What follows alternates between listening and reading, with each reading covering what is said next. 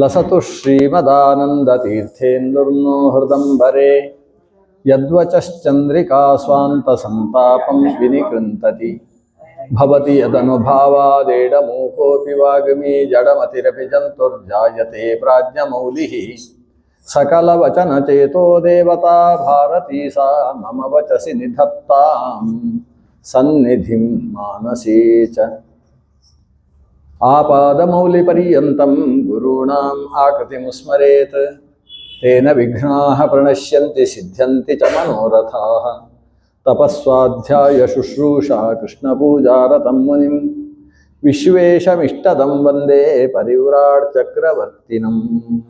ಶ್ರೀ ಗುರುಭ್ಯೋ ನಮಃ. ಹರಿ ಓಂ. ಸತ್ಯವ್ರತಂ ಸತ್ಯಪರಂ ತ್ರಿಸತ್ಯಂ ಸತ್ಯಸ್ಯ ಯೋನಿಂ ನಿಹಿತಂ ಚ ಸತ್ಯೇ ಸತ್ಯಸ್ಯ ಸತ್ಯಂ ಉತ ಸತ್ಯನೇತ್ರಂ ಸತ್ಯಾತ್ಮಕಂ ತ್ವಾಂ ಶರಣಂ ಪ್ರಪನ್ನಾಃ. ಕೃಷ್ಣಾಯ ವಾಸುದೇವಾಯ ದೇವಕೀ ನಂದನಾಯ ಚ ನಂದಗೋಪಕುಮಾರಾಯ ಗೋವಿಂದಾಯ ನಮೋ ನಮಃ. ಒಂದು ಮನ್ವಂತರ ಅಂತ ಹೇಳಿದರೆ ದೊಡ್ಡ ಕಾಲ. ಘಳಿಗೆಯಿಂದ ಲೆಕ್ಕಾಚಾರ ಹಾಕಬೇಕು. ಕಾಲದ ಲೆಕ್ಕಾಚಾರವನ್ನು ಭಾಗವತ ಎರಡು ಸಂದರ್ಭದಲ್ಲಿ ನಿರೂಪಣೆ ಮಾಡ್ತದೆ. ಕಾಲದ ಲೆಕ್ಕಾಚಾರದ ಉದ್ದೇಶ ಏನು ಅಂದರೆ, ಆ ಎಲ್ಲ ಕಾಲದಲ್ಲೂ ತತ್ತತ್ ಕಾಲ ಮಾಪಕವಾದ ಭಗವಂತನ ಸ್ವರೂಪ ಇದೆ. ನೀವು ಕ್ಷಣ ಅಂತ ಹೇಳಿ, ತ್ರುಟಿ ಅಂತ ಹೇಳಿ, ಲವ ಅಂತ ಹೇಳಿ, ಘಟಿ ಅಂತ ಹೇಳಿ, ಅಲ್ಲಿಂದ ಮೇಲೆ ಸಂವತ್ಸರಾದಿ ಶಬ್ದಗಳನ್ನು ಬಳಸಿ ಏನೇ ಹೇಳಿದರೂ ಆ ಕಾಲಮಾಪಕವಾಗಿ ಭಗವಂತನ ಒಂದು ಕಾಲ ನಿಯಾಮಕ ರೂಪ ಇದೆ. ಆ ಕಾಲ ನಿಯಾಮಕ ಭಗವಂತನ ರೂಪಕ್ಕೆ ಕಾಲ ಅಂತಲೇ ಹೆಸರು. ಸಂವತ್ಸರದಲ್ಲಿ ನಿಯಾಮಕವಾಗಿರುವ ದೇವರಿಗೆ ಸಂವತ್ಸರ ಅಂತ ಹೆಸರು. ಆಯಾ ಶಬ್ದದಿಂದ ಭಗವಂತನ ರೂಪ ಪ್ರತಿಪಾದ್ಯವಾಗ್ತದೆ. ಪರಮಾಣು ಕಾಲದಿಂದ ಲೆಕ್ಕಾಚಾರ ಶುರು. ಘಳಿಗೆಯಿಂದ ನಾವು ಲೆಕ್ಕಾಚಾರ ಶುರು ಮಾಡುವ. ಒಂದು ಘಳಿಗೆ ಅಂದರೆ ಎಷ್ಟು? ಘಳಿಗೆ ಅಂತ ಹೇಳಿದರೆ ಇವತ್ತಿನ ಲೆಕ್ಕಾಚಾರದಲ್ಲಿ 24 ನಿಮಿಷ. ಆದರೆ ಘಳಿಗೆಯನ್ನು ಲೆಕ್ಕ ಮಾಡುವುದಕ್ಕೆ ಭಾಗವತ ಹೇಳಿದ ಒಂದು ಕ್ರಮ ಬೇರೆ ಉಂಟು. ಅದು ಏನು ಹೇಳ್ತದೆ ಅಂತ ಹೇಳಿದರೆ, ಯಾವತ್ ಪ್ರಸ್ಥಜಲಂ ಪಿಬೇತ್ ದ್ವಾದಶಾರ್ಧ ಫಲೋನ್ಮಾನಂ ಚತುರ್ಭಿಶ್ಚತುರಂಗುಲೈಃ ಸ್ವರ್ಣಮಾಶೈಃ ಕೃತಚ್ಛಿದ್ರಂ ಯಾವತ್ ಪ್ರಸ್ಥಜಲಂ ಪಿಬೇತ್. ಘಳಿಗೆಯನ್ನು ಲೆಕ್ಕಾಚಾರ ಮಾಡುವುದಕ್ಕೆ ಕ್ರಮ ಹೇಗೆ ಅಂದರೆ, ಗಂಗೆಯಿಂದ ನೀರು ತರಬೇಕಂತೆ. ಘಳಿಗೆ ಲೆಕ್ಕ ಮಾಡಲಿಕ್ಕೆ ನಾವು ಒಂದ್ಸಲ ಹರಿದ್ವಾರಕ್ಕೆ ಹೋಗಿ ಬರಬೇಕು. ಗಂಗೆಯಿಂದ ನೀರು ತರಬೇಕು. ಗಂಗಾಜಲವನ್ನು ಒಂದು ದೊಡ್ಡ ಪಾತ್ರೆಯಲ್ಲಿ ಹಾಕಿಡಬೇಕು. ಆ ದೊಡ್ಡ ಕೊಠಾರದಲ್ಲಿ ಅಥವಾ ಕಟಾರದಲ್ಲಿ ಒಂದು ಮಡಿಕೆಯನ್ನು ಇಡಬೇಕು. ಆ ಮಡಿಕೆಯ ಅಡಿಯಲ್ಲಿ ಒಂದು ತೂತು ಮಾಡಿರಬೇಕು, ಚಿಕ್ಕ ತೂತು. ಆ ಮಡಿಕೆಯನ್ನಿಟ್ಟು ಆ ಮಡಿಕೆಯ ಭಾರಕ್ಕೆ ಆ ತೂತಿನಿಂದ ಅದು ನೀರು ಕುಡಿಲಿಕ್ಕೆ ಪ್ರಾರಂಭ ಮಾಡ್ತದೆ. ಗಂಗೆಯ ನೀರನ್ನು ಅದು ಕುಡಿತದೆ. ಭಾರಿ ಶುದ್ಧ ನೀರು ಅಂತ ಕುಡಿತಾ ಇರ್ತದೆ ಬಿಂದುವಿನಲ್ಲಿ. ಅದು ಯಾವಾಗ ಆ ಮಡಿಕೆ ಪೂರ್ತಿಯಾಗಿ ಮುಳುಗುತ್ತೋ, ಅಂದರೆ ಆ ಮಡಿಕೆ ಪೂರ್ತಿ ನೀರು ಕುಡಿಯುತ್ತೋ, ಅಲ್ಲಿಗೆ ಒಂದು ಗಳಿಗೆ ಅಂತ ಲೆಕ್ಕ. ಅಲ್ಲ, ದೊಡ್ಡ ಮಡಿಕೆ ಇಟ್ಟರೆ ತುಂಬ ಹೊತ್ತು ಬೇಕಾಗ್ತದೆ, ಚಿಕ್ಕ ಮಡಿಕೆ ಇಟ್ಟರೆ ಬೇಗ ಕುಡಿತದೆ. ತೂತು ದೊಡ್ಡದು ಮಾಡಿದರೆ ಬೇಗ 1 ನಿಮಿಷದಲ್ಲಿ ಕುಡಿದು ಬಿಡ್ತದೆ. ಆದ್ದರಿಂದ ಈ ಲೆಕ್ಕಾಚಾರ ಹೇಗೆ? ಅದಕ್ಕೊಂದು ವ್ಯವಸ್ಥೆ ಮಾಡಿದ್ದಾರೆ. ಹೇಗೆ ಅಂದರೆ, ದ್ವಾದಶಾರ್ಧ ಫಲೋನ್ಮಾನಂ. ಮಡಿಕೆ ಮಾಡುವುದಕ್ಕೆ ಮಣ್ಣು ಎಷ್ಟು ತಗೊಳ್ಬೇಕು ಅಂತ ಹೇಳಿದರೆ 6 ಫಲ. ದ್ವಾದಶಾರ್ಧ ಅಂದರೆ 6 ಫಲ. ನಾವೊಂದು ಲೆಕ್ಕಾಚಾರ ಇಟ್ಟುಕೊಳ್ಳುವ. ಏನು? 2 kg ಅಂತ ಇಟ್ಟುಕೊಳ್ಳುವ. 2 kg ಮಣ್ಣಿನ ಮಡಿಕೆ ಆಗಬೇಕು.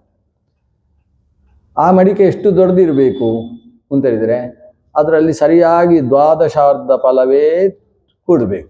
ಒಂದು ಫಲ ಅಂದರೆ ಒಂದು ಸೇರು ಅಂತ ಇಟ್ಟುಕೊಳ್ಳುವ. ನಿಜವಾಗಿ 3 ಪಾವಕ್ಕಿಯ ಒಂದು ಫಲ. ಆ ಪರಿಮಾಣದಲ್ಲಿ ಅದು 6 ಫಲದಷ್ಟು ನೀರು ಅದರಲ್ಲಿ ಹಿಡಿಸಬೇಕು. ಹಾಗಾದರೆ ಇಷ್ಟೇ ಮಣ್ಣು ಇಷ್ಟೇ ದೊಡ್ಡದು ಅಂತ ಹೇಳಿದಾಗ ಅದರ ದಪ್ಪ ಎಷ್ಟು ಅಂತ ತೀರ್ಮಾನ ಆಯಿತು, ಭಾರ ಎಷ್ಟು ಅಂತ ತೀರ್ಮಾನ ಆಯಿತು, ದಪ್ಪ ಎಷ್ಟಿರಬೇಕು ಅಂತ ತೀರ್ಮಾನ ಆಯಿತು. ಆಮೇಲೆ ಅದಕ್ಕೊಂದು ತೂತು ಮಾಡಬೇಕಲ್ವಾ? ತೂತು ಮಾಡುವುದಕ್ಕೆ ಒಂದು ಸೂಜಿ. ಆ ಸೂಜಿ ಯಾವುದರಿಂದ ಮಾಡಬೇಕು? ಸ್ವರ್ಣಮಾಶೈಃ ಕೃತಚ್ಛಿದ್ರಂ. 12 ಮಾಷದಷ್ಟು ಪರಿಮಾಣದ ಬಂಗಾರ ತೆಗೊಂಡು ಆ ಬಂಗಾರವನ್ನು ಸರಿಯಾಗಿ 4 ಅಂಗುಲದಷ್ಟು ಉದ್ದದ ಒಂದು ತಂತಿಯಾಗಿಸಿ ಆ ತಂತಿಯಿಂದ ಅದರಲ್ಲಿ ತೂತು ಮಾಡಬೇಕು. ಅಂದರೆ ತೂತು ಇಷ್ಟೇ ಇರಬೇಕು ಅನ್ನೋ ಲೆಕ್ಕಾಚಾರವೂ ಕೂಡ ಸಿಕ್ಕಿತು. ಅದನ್ನು ಯಾವತ್ ಪ್ರಸ್ಥ ಜಲಂ ಪಿಬೇತ್, ನೀರಿನಲ್ಲಿಟ್ಟಾಗ ಅದು ಎಷ್ಟು ನೀರು ಕುಡಿಯುತ್ತೋ ಅಷ್ಟಕ್ಕೆ, ಅಂದರೆ ಒಂದು ಸಲ ನೀರು ಕುಡಿದ್ರೆ ಆವಾಗ ಒಂದು ಕಾಷ್ಠ ಅಥವಾ ಒಂದು ನಾಡಿ ಅಥವಾ ಒಂದು ಘಟಿ, ಒಂದು ಘಟಿಕ, ಎಲ್ಲ ಶಬ್ದಕ್ಕೂ ಅರ್ಥ ಒಂದೇ. ಇದಕ್ಕೆ ನಾಡಿ ಶುದ್ಧಿ ಅಂದರೆ ಘಟಿಕೆಯನ್ನು ವ್ಯವಸ್ಥಿತವಾಗಿ ಇಷ್ಟು ಅಂತ ತಿಳಿಯುವ ವಿಧಾನ ಅಂತ ಕರೆದಿದ್ದಾರೆ. ಶ್ರೀಮನ್ ಮಧ್ವಾಚಾರ್ಯರು ಇದಕ್ಕೆ ತಾತ್ಪರ್ಯವನ್ನು ಕೊಡ್ತಾ ಕೆಲವು ವಿಷಯಗಳನ್ನು ಹೇಳ್ತಾರೆ. ಆ ನೀರಿನಲ್ಲಿ ಆ ಪಾತ್ರೆಯನ್ನು ಇಡಬೇಕಲ್ವಾ, ಆ ನೀರು ಯಾವ ನೀರು? ಬಿಸಿ ನೀರಿಟ್ಟರೆ ಬೇಗ ಕುಡಿಯುತ್ತೆ, ತಂಪು ನೀರಿಟ್ಟರೆ ನೀರಾಗಿ ಕುಡಿಯುತ್ತೆ. ಆದ್ದರಿಂದ ಸಮಶೀತೋಷ್ಣವಾದ ನೀರಾಗಬೇಕು ಅಂತ ಹೇಳ್ತಾರೆ. ಬಿಸಿ ನೀರು ಬೇಗ ಅಂತೆ, ಬಿಸಿ ನೀರಿನ ಸಾಂದ್ರತೆ ಕಡಿಮೆ ಅಂತ ಅರ್ಥ, ಅದು ಬೇಗ ಕುಡಿಯುತ್ತೆ. ಭಾರಿ ತಂಪು ನೀರಾದರೆ ನಿಧಾನಕ್ಕೆ ಕುಡಿಯುತ್ತೆ. ಅದು ಸಮಶೀತೋಷ್ಣವಾದ ನೀರಾದರೆ ಕ್ರಮ ಪ್ರಕಾರ ಕುಡಿಯುತ್ತೆ. ಅದರಿಂದ ಇದನ್ನು ಲೆಕ್ಕಾಚಾರ ಹಾಕಬೇಕು. ಇಂಥ ಕೆಲವು ವಿಷಯಗಳನ್ನು ಆಚಾರ್ಯರು ಬೇರೆ ಪುರಾಣಗಳಲ್ಲಿ ಬಂದದ್ದು ಅನ್ನೋದಕ್ಕೆ ಸೇರಿಸಿ ಕೊಡ್ತಾರೆ. ಒಟ್ಟು ಒಂದು ಘಳಿಗೆ ಅನ್ನೋದು ತೀರ್ಮಾನ ಆಯಿತು.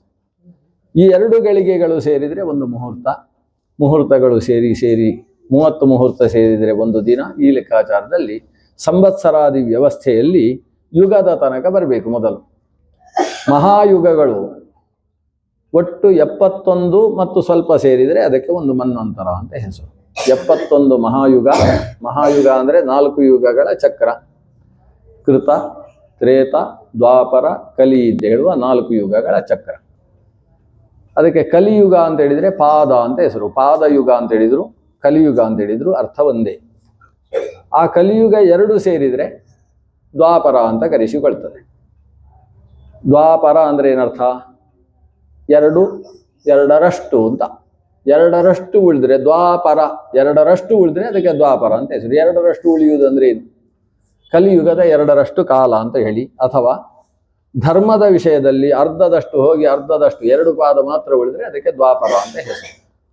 ಅಲ್ಲಿಂದ ಮೇಲೆ ತ್ರೇತ ಅಂತ ಹೇಳಿದರೆ 3ರಷ್ಟು, ತ್ರಿಯಿತ, ಕಲಿಯುಗದ 3 ಪಾಲಿನಿಂದ ಕೂಡಿದ್ದು ಅಥವಾ ಧರ್ಮದ 3 ಪಾದಗಳು ಇರತಕ್ಕಂತಹ ಕಾಲಕ್ಕೆ ತ್ರೇತಾಯುಗ ಅಂತ ಹೆಸರು.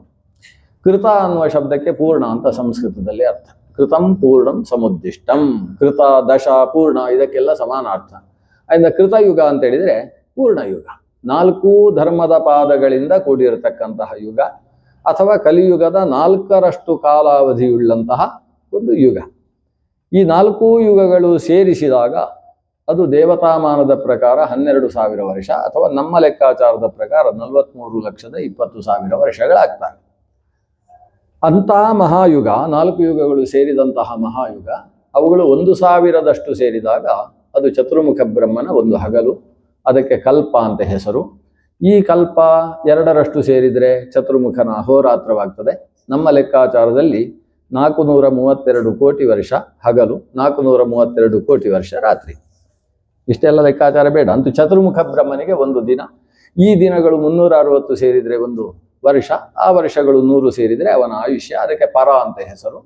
ಆ ಪರನಾಮಕ ಕಾಲ ದೊಡ್ಡ ಕಾಲ, ಅದು ಭಗವಂತನಿಗೆ ಕಣ್ಣು ಮಿಟ್ಟಿಸುವ ಕಾಲವೂ ಕೂಡ ಆಗಿರುವುದಿಲ್ಲ ಅಂತ ಭಾಗವತ ಹೇಳ್ತಾ, ಭಗವಂತ ಕಾಲಾತೀತನಿದ್ದಾನೆ, ಅವನಿಗೆ ಕಾಲದ ಸಂಬಂಧ ಇಲ್ಲ ಅಂತ ನಿರೂಪಣೆ ಮಾಡ್ತದೆ.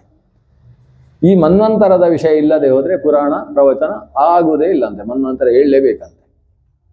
ಯಾಕಂದರೆ ಪುರಾಣಂ ಪಂಚಲಕ್ಷಣಂ ಅಂತ ಹೇಳುವಾಗಲೂ ಮನ್ವಂತರದ ಬಗ್ಗೆ ಒಂದು ಮಾತು ಬರಬೇಕು.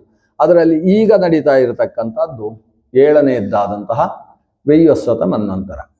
ಇದಕ್ಕಿಂತ ಹಿಂದಿನ ಮನ್ವಂತರದ ಮೊದಲನೆಯ ಮನ್ವಂತರ ಏನು ಸ್ವಯಂಭುವ ಮನ್ವಂತರ ಇದೆ, ಅದರ ಕಥೆ ನಿನ್ನೆ ನರಸಿಂಹಾವತಾರದ ಕಥೆಯನ್ನು ನಾವು ಕೇಳಿದ್ದು, ಆರಂಭದ ಮನ್ವಂತರದ ಕಥೆ. ಆಮೇಲೆ ಒಂದೊಂದು ಮನ್ವಂತರದಲ್ಲಿ ಒಂದೊಂದು ವಿಶೇಷಗಳು. 4ನೇದ್ದಾದ ತಾಪಸ ಮನ್ವಂತರದಲ್ಲಿ ಗಜೇಂದ್ರ ಮೋಕ್ಷಣ ಅಂತ ಹೇಳುವ ಘಟನೆ ನಡೆದಿದೆ. 6ನೇದ್ದಾದಂತಹ ಚಾಕ್ಷುಷ ಮನ್ವಂತರದಲ್ಲಿ ಕ್ಷೀರ ಸಮುದ್ರ ಮಥನ ಅಂತ ಹೇಳುವ ಘಟನೆ ನಡೆದಿದೆ. ಭಗವಂತ ಆ ಒಂದು ಕಾರಣದಿಂದಲೇ ಅನೇಕ ಅವತಾರಗಳನ್ನು ಸ್ವೀಕಾರ ಮಾಡಿದ. ಧನ್ವಂತರಿ ಅನ್ನುವ ರೂಪವನ್ನು ಕೂಡ ಸ್ವೀಕಾರ ಮಾಡಿದ್ದು ಆ ಕ್ಷೀರಸಾಗರ ಮಥನದ ಸಂದರ್ಭದಲ್ಲಿ. ಧನ್ವಂತರಿಶ್ಚ ಭಗವಾನ್ ಸ್ವಯಮಾಸದೇವ ನಾಮ್ನಾ ರುಜಾಂ ನೃಣಾಂ ಪುರು ರುಜಾಂ ರುಜಮಾಶುಹನ್. ಅವನು ಹಂತಿ ರೋಗವನ್ನು ಅಪಹಾರ ಮಾಡ್ತಾನೆ. ಧನ್ವಂತರಿ ಎಂಬ ಹೆಸರಿನಿಂದ ಭಗವಾನ್ ಸ್ವಯಮಾಸದೇವ, ತಾನು ಸ್ವತಃ ಆವಿರ್ಭವಿಸಿದ. ಅವನು ಆಯುಶ್ಚ ಶಾಸ್ತ್ರ ಮನುಷಾಸ್ತಿ ಅವತೀರ್ಯ ಲೋಕೆ, ಅಥವಾ ಆಯುಶ್ಚ ವೇದ ಮನುಷಾಸ್ತಿ ಅವತೀರ್ಯ ಲೋಕೆ. ಅವನು ಈ ಲೋಕದಲ್ಲಿ ಆಯುರ್ವೇದವನ್ನು ಪ್ರಸಾರ ಮಾಡಿರತಕ್ಕಂತಹ ಭಗವಂತನ ರೂಪ. ಆಯುರ್ವೇದ ಪ್ರವರ್ತಕವಾದ ತನ್ನ ಕಾರಣದಿಂದಲೇ ತುಳಸಿ ಮತ್ತು ಗುಲೂಚಿ ಅಂತ ಹೇಳುವ, ಗುಲೂಚಿ ಅಂದರೆ ಅಮೃತ ಬಳ್ಳಿ, ಅಮೃತ ಬಳ್ಳಿಯನ್ನು ಸೃಷ್ಟಿ ಮಾಡಿದ, ಒಂದು ಕೈಯಲ್ಲಿ ಅಮೃತ ಪಾತ್ರೆಯನ್ನು ಹಿಡಿದು ಮತ್ತೊಂದು ಕಡೆಯಲ್ಲಿ ಜ್ಞಾನ ಮುದ್ರೆಯನ್ನು ಹೊತ್ತು ಬಂದಂತಹ ಭಗವಂತನ ಧನ್ವಂತರಿ ರೂಪ. ಇದು ಕೂಡ ಆ ಕ್ಷೀರಸಾಗರ ಮಥನ ಕಾಲದಲ್ಲಿ ಆವಿರ್ಭವಿಸಿದಂತಹ ರೂಪ. ಕ್ಷೀರಸಾಗರ ಮಥನದಲ್ಲಿ ಸಹಕಾರ ಮಾಡಿದಂತಹ ಅಸುರ ದೈತ್ಯನಿಗೆ ಹೆಸರೇನು? ಬಲಿ ಅಂತ. ಆ ಬಲಿಯನ್ನು ನಿಗ್ರಹಿಸುವುದಕ್ಕೆ ಭಗವಂತ, ಅಥವಾ ಬಲಿಯನ್ನು ಅನುಗ್ರಹಿಸುವುದಕ್ಕೆ, ನಿಗ್ರಹಿಸಿ ಅನುಗ್ರಹಿಸುವುದಕ್ಕೋಸ್ಕರ ವಾಮನ ರೂಪಿಯಾಗಿ ಭಗವಂತ ಅವತರಿಸಿದ. ಪರಶುರಾಮನಾಗಿ ಸೂರ್ಯವಂಶದಲ್ಲಿ ಆವಿರ್ಭವಿಸಿ ಬಂದ. ಬೇಲಿಯೇ ಹೊಲ ಮೇಯುವಂತಹದ್ದು ತಪ್ಪಲ್ವಾ? ಬೇಲಿ ಹಾಕೋದು ಯಾಕೆ? ಹೊಲದಲ್ಲಿ ಏನೂ ತೊಂದರೆ ಆಗಬಾರ್ದು ಅಂತ ಹಾಕು. ಬೇಲಿಯೇ ಎದ್ದು ಹೊಲ ಮೇಯ್ದರೆ ಲೋಕದ ರಕ್ಷಣೆಗೋಸ್ಕರ ವ್ಯವಸ್ಥೆ ಇರುವುದು ಕ್ಷತ್ರ ಅನ್ನೋ ಒಂದು ವ್ಯವಸ್ಥೆ. ಕ್ಷತ್ರಿಯರು ಲೋಕದಲ್ಲಿ ಸಮಸ್ಯೆ ಆದರೆ ಪರಿಹಾರ ಮಾಡುವುದಕ್ಕೆ ರಕ್ಷಕರಾಗಿ ಇರಬೇಕು. ಕ್ಷತ್ರಿಯ ಅನ್ನೋ ಶಬ್ದಕ್ಕೆ ಅರ್ಥ ಕ್ಷತಾತ್ ತ್ರಾಣ. ಕ್ಷತ ಅಂದರೆ ನೋವು, ಪೆಟ್ಟು, ನೋವು. ಇವುಗಳಿಂದ ತ್ರಾಣ, ರಕ್ಷಣೆ ಯಾರಿಂದ ಬರ್ತದೋ ಅವರಿಗೆ ಕ್ಷತ್ರಿಯರು, ಕ್ಷತ್ರರು ಅಂತ ಹೆಸರು. ಲೋಕಕ್ಕೆಲ್ಲ ರಕ್ಷಣೆ ಕೊಟ್ಟು ಅಬಲರಿಗೆ ಮತ್ತು ಅಬಲೆಯರಿಗೆ ಬಲವಾಗಿ ನಿಲ್ಲತಕ್ಕಂತಹ ರಾಜತ್ವದಲ್ಲಿ ಮೆರೆಯಬೇಕಾದವರು ಕ್ಷತ್ರಿಯರು. ಆದರೆ ಅವರು ಯಾರನ್ನು ಸಂರಕ್ಷಣೆ ಮಾಡಬೇಕು? ಗೋ ಬ್ರಾಹ್ಮಣ ಹಿತಾಯುತ ಅಂತ ಹೇಳ್ತಾರೆ. ತುಂಬ ಯಾವ ದೃಷ್ಟಿಯಲ್ಲೂ ಇನ್ನೊಬ್ಬರಿಗೆ ಉಪದ್ರವ ಮಾಡದೇ ಇರತಕ್ಕಂಥ ಹಸುಗಳು, ಬ್ರಾಹ್ಮಣರು, ಸ್ತ್ರೀಯರು, ಇಂಥವರ ಮೇಲೆಯೇ ಅನಾಚಾರ ದೌರ್ಜನ್ಯವನ್ನು ಮಾಡುವಂತಹ ಸ್ಥಿತಿ ಒದಗಿ ಬಂದಾಗ ಅವರನ್ನು ನಿಗ್ರಹಿಸಿ ಮತ್ತೆ ಸಂರಕ್ಷಣೆಯನ್ನು ಕೊಡುವುದಕ್ಕೋಸ್ಕರ ಭಗವಂತ ಪರಶುರಾಮ ಅನ್ನುವ ರೂಪದಲ್ಲಿ ಭಾರ್ಗವ ಗೋತ್ರದಲ್ಲಿ ಆವಿರ್ಭವಿಸಿಕೊಂಡು ಬಂದ. ಭೃಗು ಗೋತ್ರದಲ್ಲಿ ಬಂದಂತಹ ಭಗವಂತನ ರೂಪ. ಕಾರ್ತವೀರ್ಯಾರ್ಜುನ ಒಂದು ನಿಮಿತ್ತ ಮಾತ್ರ. ಕಾರ್ತವೀರ್ಯ ಅನ್ನುವನು ಚಂದ್ರವಂಶದಲ್ಲಿ ಬಂದಂತಹ ಒಬ್ಬ ರಾಜ. ಕೃತವೀರ್ಯ ಬಹಳ ಪ್ರಸಿದ್ಧನಾದ ವ್ಯಕ್ತಿ. ಕೃತವೀರ್ಯನಿಗೆ ಒಬ್ಬ ಮಗ ಹುಟ್ಟಿದ. ಅದು ಕೂಡ ಅನೇಕ ವ್ರತಾನುಷ್ಠಾನಗಳನ್ನು ಮಾಡಿ ಹುಟ್ಟಿದಂತಹ ಮಗ. ವಿಷ್ಣು ವ್ರತಗಳಿಂದ ಆವಿರ್ಭವಿಸಿದ ಮಗನಿಗೆ ಅರ್ಜುನ ಅಂತ ಹೆಸರಿಡ್ತಾರೆ. ಯಾಕೆ ಅಂತ ಹೇಳಿದರೆ ಅವ ಬೆಳ್ಳಗಿದ್ದ. ಬೆಳ್ಳಗಿದ್ದವರಿಗೆ ಅರ್ಜುನ ಅಂತ ಹೆಸರಿಡುವುದು, ಕಪ್ಪಗಿದ್ದವರಿಗೆ ಕೃಷ್ಣ ಅಂತ ಹೆಸರು. ಆಮೇಲೆ ಕರೆಯುವಾಗ ಮಾತ್ರ ಕೃಷ್ಣನನ್ನು ಕಿಟ್ಟಣ್ಣ ಅಂತ ಕರೆಯುವುದು, ಅರ್ಜುನನನ್ನು ಆರ್ಜು ಅಂತ ಕರೆಯುವುದು. ಸರಿ ಕರೀಲಿಕ್ಕೆ ಯಾವುದೂ ಇಲ್ಲ. ಆದರೆ ಅರ್ಜುನ ಅಂತ ಹೆಸರು. ಅರ್ಜುನ ಶಬ್ದಕ್ಕೆ ಬೆಳ್ಳಗೆ ಅಂತ ಅರ್ಥ. ಶಬ್ದವೇ ಆ ಅರ್ಥವನ್ನು ಹೇಳ್ತದೆ. ಅನೇಕ ಅರ್ಜುನರು ಇದ್ದ ಕಾಲದಲ್ಲಿ ಇವ ಕೃತವೀರ್ಯನ ಮಗನಾದ್ರಿಂದ ಕಾರ್ತವೀರ್ಯ ಅಂತ ಕರೀತಾ ಇದ್ರು. ಈ ಕಾರ್ತವೀರ್ಯ ಅರ್ಜುನ ಅವನು ಬಾಲ್ಯದಲ್ಲಿ ಹೆಚ್ಚು ಪಾಠ ಕೇಳಲಿಲ್ಲ, ಓದ್ತಾ ಇರಲಿಲ್ಲ. ಎಲ್ಲ ಹಾವುಗಳನ್ನೆಲ್ಲ ಹಿಡಿಯುವುದೆಲ್ಲ ಮಾಡ್ತಾ ಇದ್ದ. ಇಲ್ಲಿ ಕಾರ್ತವೀರ್ಯ ಅರ್ಜುನ ಮಹಾಬಲಿಷ್ಠ, ಬಹಳ ಬುದ್ಧಿಶಾಲಿ. ಯಾಕೆ ಹಾವು ಹಿಡಿಬೇಕಾದ್ರೆ ಬುದ್ಧಿ ಸರಿಬೇಕು. ಅದು ಎಷ್ಟು ವೇಗದಲ್ಲಿ ಹೇಗೆ ಹೆಡೆ ಇರ್ತದೆ ಅಲ್ಲೇ ಹೋಗಿ ಹಿಡಿಬೇಕಲ್ವ. ಭಾರಿ ಬುದ್ಧಿಶಾಲಿ. ಅಂತಹ ಕಾರ್ತವೀರ್ಯಾರ್ಜುನಿಗೆ ದತ್ತಾತ್ರೇಯ ಅಂತ ಒಬ್ಬರು ಗುರುಗಳು ಸಿಗ್ತಾರೆ. ದತ್ತಾತ್ರೇಯರು ಅವರು ಅತ್ರಿಯ ಮಕ್ಕಳು. ಅತ್ರಿಗೆ ಆವಿರ್ಭವಿಸಿದಂತಹ ಆತ್ರೇಯರು ಸಾಕ್ಷಾತ್ ಭಗವಂತನ ಅವತಾರ ಸ್ವರೂಪಿ. ಹಾಗಾಗಿ ದತ್ತಾತ್ರೇಯರ ಸನ್ನಿಕರ್ಷ ಬಂದ ಮೇಲೆ ನಮ್ಮ ಕಾರ್ತವೀರ್ಯಾರ್ಜುನ ಮಹಾಬುದ್ಧಿಶಾಲಿಯಾದ. ಅವರ ಹತ್ರ ಪಾಠ ಕೇಳಿದ, ಅವರ ಪಾದ ಸೇವೆ ಮಾಡಿದ, ಬಹಳ ಚೆನ್ನಾಗಿ ದತ್ತಾತ್ರೇಯರ ಸೇವೆ ಮಾಡಿ ಅವರ ಅನುಗ್ರಹ ಸಂಪಾದನೆ ಮಾಡಿದ. ಅವರನ್ನು ಕುರಿತು ತಪಸ್ಸೂ ಮಾಡ್ತಾನೆ. ತಪಸ್ಸಿನ ಪರಿಣಾಮವಾಗಿ ದತ್ತಾತ್ರೇಯರು ಅವನಿಗೆ ವರ ಕೊಡ್ತಾರೆ. ನಿನ್ನನ್ನು ನೆನೆಸಿಕೊಂಡ್ರೆ ಕಳೆದು ಹೋಗದ್ದು ಸಿಗಲಿ ಅಂತ. ನೋಡಿ ಎಂಥ ವರ, ನಮಗೆಲ್ಲ ವರ ಕೊಟ್ಟದ್ದು. ಇತ ಕಾರ್ತವೀರ್ಯಾರ್ಜುನೋ ನಾಮ ರಾಜ ಬಾಹು ಸಹಸ್ರ ಭಾಕ್ ತಸ್ಯ ಸ್ಮರಣ ಮಾತ್ರೇಣ ಗತಂ ನಷ್ಟಂಚ ಲಭ್ಯತೆ. ನಿನ್ನ ಸ್ಮರಣೆ ಮಾಡಿದರೆ ಕಳೆದು ಹೋದದ್ದು ಸಿಗಲಿ. ನಿನಗೆ 1000 ತೋಳುಗಳು ಬರಲಿ. ನೋಡಿ ವರ, ಎರಡನೇ ವರ, ನಿನಗೆ 1000 ತೋಳುಗಳು ಬರಲಿ. ಅಂದರೆ 500 ಬಿಲ್ಲುಗಳನ್ನು ಹಿಡಿದು ಏಕಕಾಲದಲ್ಲಿ 500 ಬಾಣ ಹೊಡಿಬಹುದು. ಸಾಮಾನ್ಯ ಸ್ಥಿತಿಯಲ್ಲಿ ನಿನಗೆ ಪರಾಜಯ ಇಲ್ಲದೆ ಹೋಗಿ ಎಂಥವರನ್ನು ಬೇಕಾದರೂ ಗೆದ್ದು ಬೀಗತಕ್ಕಂತಹ ಸಾಮರ್ಥ್ಯ ನಿನಗೆ ಬರಲಿ. ಹೀಗೆ ದತ್ತಾತ್ರೇಯರು ಆತನಿಗೆ ಯೋಗದ ಪಾಠವನ್ನು ಹೇಳ್ತಾರೆ. ದತ್ತಾತ್ರೇಯರು ಲೋಕದಲ್ಲಿ ಯೋಗಶಾಸ್ತ್ರ ಪ್ರವರ್ತಕರಾದ ರೂಪ. ಹೇಗೆ ಕಪಿಲ ಯೋಗ ಹಾಗೆ ದತ್ತಾತ್ರೇಯ ಯೋಗ. ಇಬ್ಬರ ಯೋಗದ ಬಗ್ಗೆಯೂ ಆಚಾರ್ಯರು ತುಂಬ ವಿಸ್ತಾರವಾದ ವಿವರಣೆಯನ್ನು ಕೊಟ್ಟಿದ್ದಾರೆ. ಅಂತಹ ದತ್ತಾತ್ರೇಯರು ಈ ಕಾರ್ತವೀರ್ಯಾರ್ಜುನಿಗೆ ಪಾಠ ಹೇಳಿ ಮಹಾಪರಾಕ್ರಮಿಯಾಗಿ ಬೆಳೆಸಿದ್ದಾರೆ. ಈತನು ಕೂಡ ಪರಮ ವೈಷ್ಣವನಾಗಿ ಭಗವತ್ ಕರ್ಮಗಳಲ್ಲಿ ನಿರತನಾಗಿದ್ದ. ಆದರೆ ಅವನಿಗೆ ನಮ್ಮಲ್ಲಿ ಎಲ್ಲ ಬೇಕು ಬೇಕು ಅಂತ ಒಂದು ಭಾವನೆ ಇತ್ತು. ಒಂದು ಬಾರಿ ಜಮದಗ್ನಿ ಮಹರ್ಷಿಗಳ ಆಶ್ರಮಕ್ಕೆ ಆಗಮಿಸಿದ. ಜಮದಗ್ನಿ ಮಹರ್ಷಿಗಳು ಆಶ್ರಮದಲ್ಲಿ ನಿರಂತರ ಯಜ್ಞಯಾಗಗಳು, ಪಾಠ ಪ್ರವಚನಗಳು ಇದನ್ನು ಮಾಡ್ತಾ ಇದ್ದಾರೆ. ಅವರಿಗೆ 4 ಜನ ಗಂಡು ಮಕ್ಕಳು, ಒಬ್ಬನಿಗೆ ರಾಮ ಅಂತ ಹೆಸರು. ಸಾಕ್ಷಾತ್ ಭಗವಂತ ರಾಮನಾಗಿ ಅವತರಿಸಿದ್ದಾನೆ. ರೇಣುಕೆಯಲ್ಲಿ ಆವಿರ್ಭವಿಸಿದ್ದ ರೇಣುಕೆಯ ರಾಮ. ಆಶ್ರಮದಲ್ಲಿ ಜಮದಗ್ನಿಗಳು ಬೇಕಾದ ಉಪಚಾರವನ್ನೆಲ್ಲ ಮಾಡಿದರು ರಾಜನಿಗೆ. ರಾಜ ಬರುವಾಗಲೇ ಹೇಳಿದ, ಜಮದಗ್ನಿಗೆ ನಮಸ್ಕಾರ ಮಾಡಿ ಹೇಳಿದ, ನಾನು ನಿಮ್ಮಲ್ಲಿ ಉಳ್ಕೊಳ್ಳುವುದಕ್ಕೆ ಸಾಧ್ಯ ಇಲ್ಲ, ಯಾಕಂದರೆ 10,000 ಸೇವಕರು ನಮ್ಮ ಜೊತೆಗಿದ್ದಾರೆ, ಸೇನೆ ಎಲ್ಲ ಬಂದಿದೆ. ನಾವು ದಾರಿಯಲ್ಲಿ ನಿಮ್ಮ ಆಶ್ರಮ ಇಲ್ಲಿದೆ ಅಂತೇಳಿ ಬಂದದ್ದಷ್ಟೇ, ಆದ್ದರಿಂದ ನಾವು ಮತ್ತೆ ಹೋಗ್ತೇವೆ. ಆದರೆ ಜಮದಗ್ನಿ ಮಹರ್ಷಿಗಳು ಬಿಡಲಿಲ್ಲ. ನಿಮ್ಮಂಥ ಪರಮ ವೈಷ್ಣವರು ನಮ್ಮಲ್ಲಿ ಬರುವುದು ತುಂಬ ಅಪರೂಪ, ಬರುವಂಥದ್ದು ಹೆಚ್ಚು ನಡೆಯುವುದಿಲ್ಲ. ಇವತ್ತು ಬಂದಿದ್ದೀರಿ, ಬಂದವರು ನಮ್ಮಲ್ಲಿ ಉಪಚಾರ, ನಾವೇನು ವ್ಯವಸ್ಥೆ ಎಲ್ಲ ಮಾಡ್ತೇವೆ, ನಮ್ಮಲ್ಲಿ ಅದಕ್ಕೆ ವ್ಯವಸ್ಥೆ ಇದೆ ಅಂತ ಹೇಳಿ ಅವರಿಗೆ ರಾಜಸ್ಥಾನದಲ್ಲಿ ಯಾವ ವ್ಯವಸ್ಥೆ ನಡೆಯುತ್ತೋ ಅದಕ್ಕಿಂತ ಸುಂದರವಾದ ವ್ಯವಸ್ಥೆಯನ್ನು ಆ ಕಾಡಿನ ಮಧ್ಯದಲ್ಲಿ ಜಮದಗ್ನಿ ಮಹರ್ಷಿಗಳು ನಡೆಸಿದರು. ಇದರಿಂದ ಇವನಿಗೆ ಆಶ್ಚರ್ಯ ಆಯಿತು. ಆಶ್ಚರ್ಯ ಆಗಿ ತನ್ನ ಮಂತ್ರಿ ಚಂದ್ರಗುಪ್ತ ಅಂತ ಅವನ ಮಂತ್ರಿಯ ಹೆಸರು, ಚಂದ್ರಗುಪ್ತನಲ್ಲಿ ಕೇಳಿದ ಕಾರ್ತವೀರ್ಯಾರ್ಜುನ, ಈ ಮಹರ್ಷಿಗಳು ಶರೀರದಲ್ಲಿ ಎಲುಬುಗಳನ್ನು 1, 2, 3 ಲೆಕ್ಕ ಹಾಕ್ಲಿಕ್ಕೆ ಬರ್ತದೆ, ಆದರೆ ಇಂಥ ಸುಗ್ರಾಸ ಭೋಜನ ಕೊಟ್ಟಿದ್ದಾರಲ್ಲ, ದಿವಸ ಇವರಿಗೆ ಇಂಥ ಊಟ ಸಿಕ್ಕಿದ್ರೆ ಇವರು ಹೀಗಿರ್ತಿದ್ರ? ಆದರೆ ಹೀಗಿದ್ದಾರೆ ತಪಸ್ವಿಗಳು, ತಮ್ಮ ಶರೀರ ಸಂತಪನ ಮಾಡಿಕೊಂಡು ದೈವ ಚಿಂತನೆಯನ್ನು ನಡೆಸತಕ್ಕಂಥವರು, ತಮಗೋಸ್ಕರ ಏನನ್ನೂ ಸಂಪಾದನೆ ಮಾಡುವವರು ಅಲ್ಲ, ಪರ್ಣ ಕುಟೀರದಲ್ಲಿ ವಾಸ ಮಾಡ್ತಾ ಇದ್ದಾರೆ. ಅಂಥವರು ರಾಜಾತಿಥ್ಯವನ್ನು ನಮಗೆ ಕೊಟ್ಟಿದ್ದಾರಲ್ಲ, ಅದು ಹೇಗೆ ಸಾಧ್ಯ ಆಯಿತು ಅಂತ ಮಂತ್ರಿಗಳು ಹೇಳಿದ್ರು. ನಮಗೂ ಅದೇ ಚಕಿತ ಆಗಿದೆ, ಆಶ್ಚರ್ಯ ಆಗಿ ಹೋಗಿದೆ, ಏನು ಕಥೆ ಅಂತ ಗೊತ್ತಾಗ್ತಾ ಇಲ್ಲ, ನಾವು ಏನಾದರೂ ತಿಳ್ಕೊಂಡು ಬರ್ತೇವೆ ಅಂತ ಸೀದಾ ಬಂದು ಸೀದಾ ರಾಜನ ಜಮದಗ್ನಿ ಮಹರ್ಷಿಗಳ ಹತ್ರ ನೇರವಾಗಿ ಕೇಳಿದ್ರು, ಇಂಥ ಐಶ್ವರ್ಯ ನಮ್ಮ ಆಸ್ಥಾನದಲ್ಲೂ ಸಿಗುವುದಿಲ್ಲ, ಅಂಥದ್ದೆಲ್ಲ ನೀವು ಹೇಗೆ ವ್ಯವಸ್ಥೆ ಮಾಡಿಕೊಟ್ರಿ? ಜಮದಗ್ನಿಗಳು ಹೇಳಿದರು, ನಮ್ಮ ತಾಯಿ ಕೊಟ್ಟದ್ದು, ನಮ್ಮ ಕಾಮಧೇನು, ನಮ್ಮಲ್ಲಿರುವ ನಂದಿನಿ ಕಾಮಧೇನು, ಆ ಕಾಮಧೇನುವಿನಿಂದ ಬಲದಿಂದ ಇದೆಲ್ಲ ಕೊಡುವುದಕ್ಕೆ ಸಾಧ್ಯ ಆಯಿತು. ದೇವತೆಗಳು ನಮ್ಮ ಮನೆಯಲ್ಲಿ ಇಟ್ಟಿದ್ದಾರೆ ಆ ಧೇನುವನ್ನು, ಯಾಕಂದರೆ ದೇವತೆಗಳಿಗೆ ಆಹುತಿ ಕೊಡುವವ ನಾನು. ಆಹುತಿ ಕೊಡುವುದಕ್ಕೆ ಬೇಕಾದಂತಹ ಎಲ್ಲ ದ್ರವ್ಯಗಳು ಕ್ಷೀರ, ದಧಿ, ನವನೀತ, ನವನೀತದಿಂದ ಘೃತ, ಆಜ್ಯಂ ಸುರಾಣಾಂ ಆಹಾರ. ಘೃತ ಬೇರೆ, ಆಜ್ಯ ಬೇರೆ. ಅಡಿಯಲ್ಲಿ ಗಟ್ಟಿಯಾಗಿದ್ದರೆ ಘೃತ, ಮೇಲೆ ತೆಳ್ಳಗಿದ್ರೆ ಆಜ್ಯ. ಆಜ್ಯ ಘೃತಗಳನ್ನೆಲ್ಲ ಆಹುತಿಗೋಸ್ಕರ ಸಿದ್ಧ ಮಾಡುವುದಕ್ಕೆ ನಮ್ಮ ಮನೆಯಲ್ಲಿ ದೇವತೆಗಳು ಕೊಟ್ಟಿರತಕ್ಕಂತಹ ಹವಿರ್ಧಾನಿ ಅನಿಸಿದಂತಹ ಸುರಭಿ ನಮ್ಮಲ್ಲಿದ್ದಾಳೆ. ಅದರ ಬಲದಿಂದ ನಾವಿದೆಲ್ಲ ಮಾಡಿದ್ದೇವೆ. ಕೇಳಿದ್ದನ್ನು ಕೊಡ್ತಾಳೆ ಅವಳು. ಮಂತ್ರಿಗಳಿಗೆ ಭಾರಿ ಖುಷಿ ಆಯಿತು. ಹಾಗೂ ಉಂಟು, ಹೀಗೂ ಉಂಟೇ ಅಲ್ಲ, ಹಾಗೂ ಉಂಟು. ಇಂಥದ್ದು ಬೇಡಿದ್ದನ್ನೆಲ್ಲ ಕೊಡುವಂಥ ವ್ಯವಸ್ಥೆ ಉಂಟಿಲ್ಲಿ. ಸೀದಾ ಹೋಗಿ ಕಾರ್ತವೀರ್ಯನಿಗೆ ಹೇಳಿದ. ಕಾರ್ತವೀರ್ಯ ಒಂದು ನಮಸ್ಕಾರ ಮಾಡಿದ.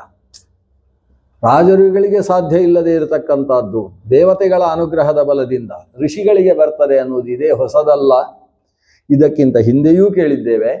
ಆದ್ದರಿಂದ ತಪೋವೀರ್ಯ ಅನ್ನುವುದೇನಿದೆ, ಬ್ರಹ್ಮತೇಜೋ ಬಲ ಅನ್ನುವುದೇನಿದೆ, ಅದು ಯಾವತ್ತೂ ಕೂಡ ಈ ಕ್ಷತ್ರ ತೇಜಕ್ಕಿಂತ ಬಲಿಷ್ಠವಾದದ್ದೇ.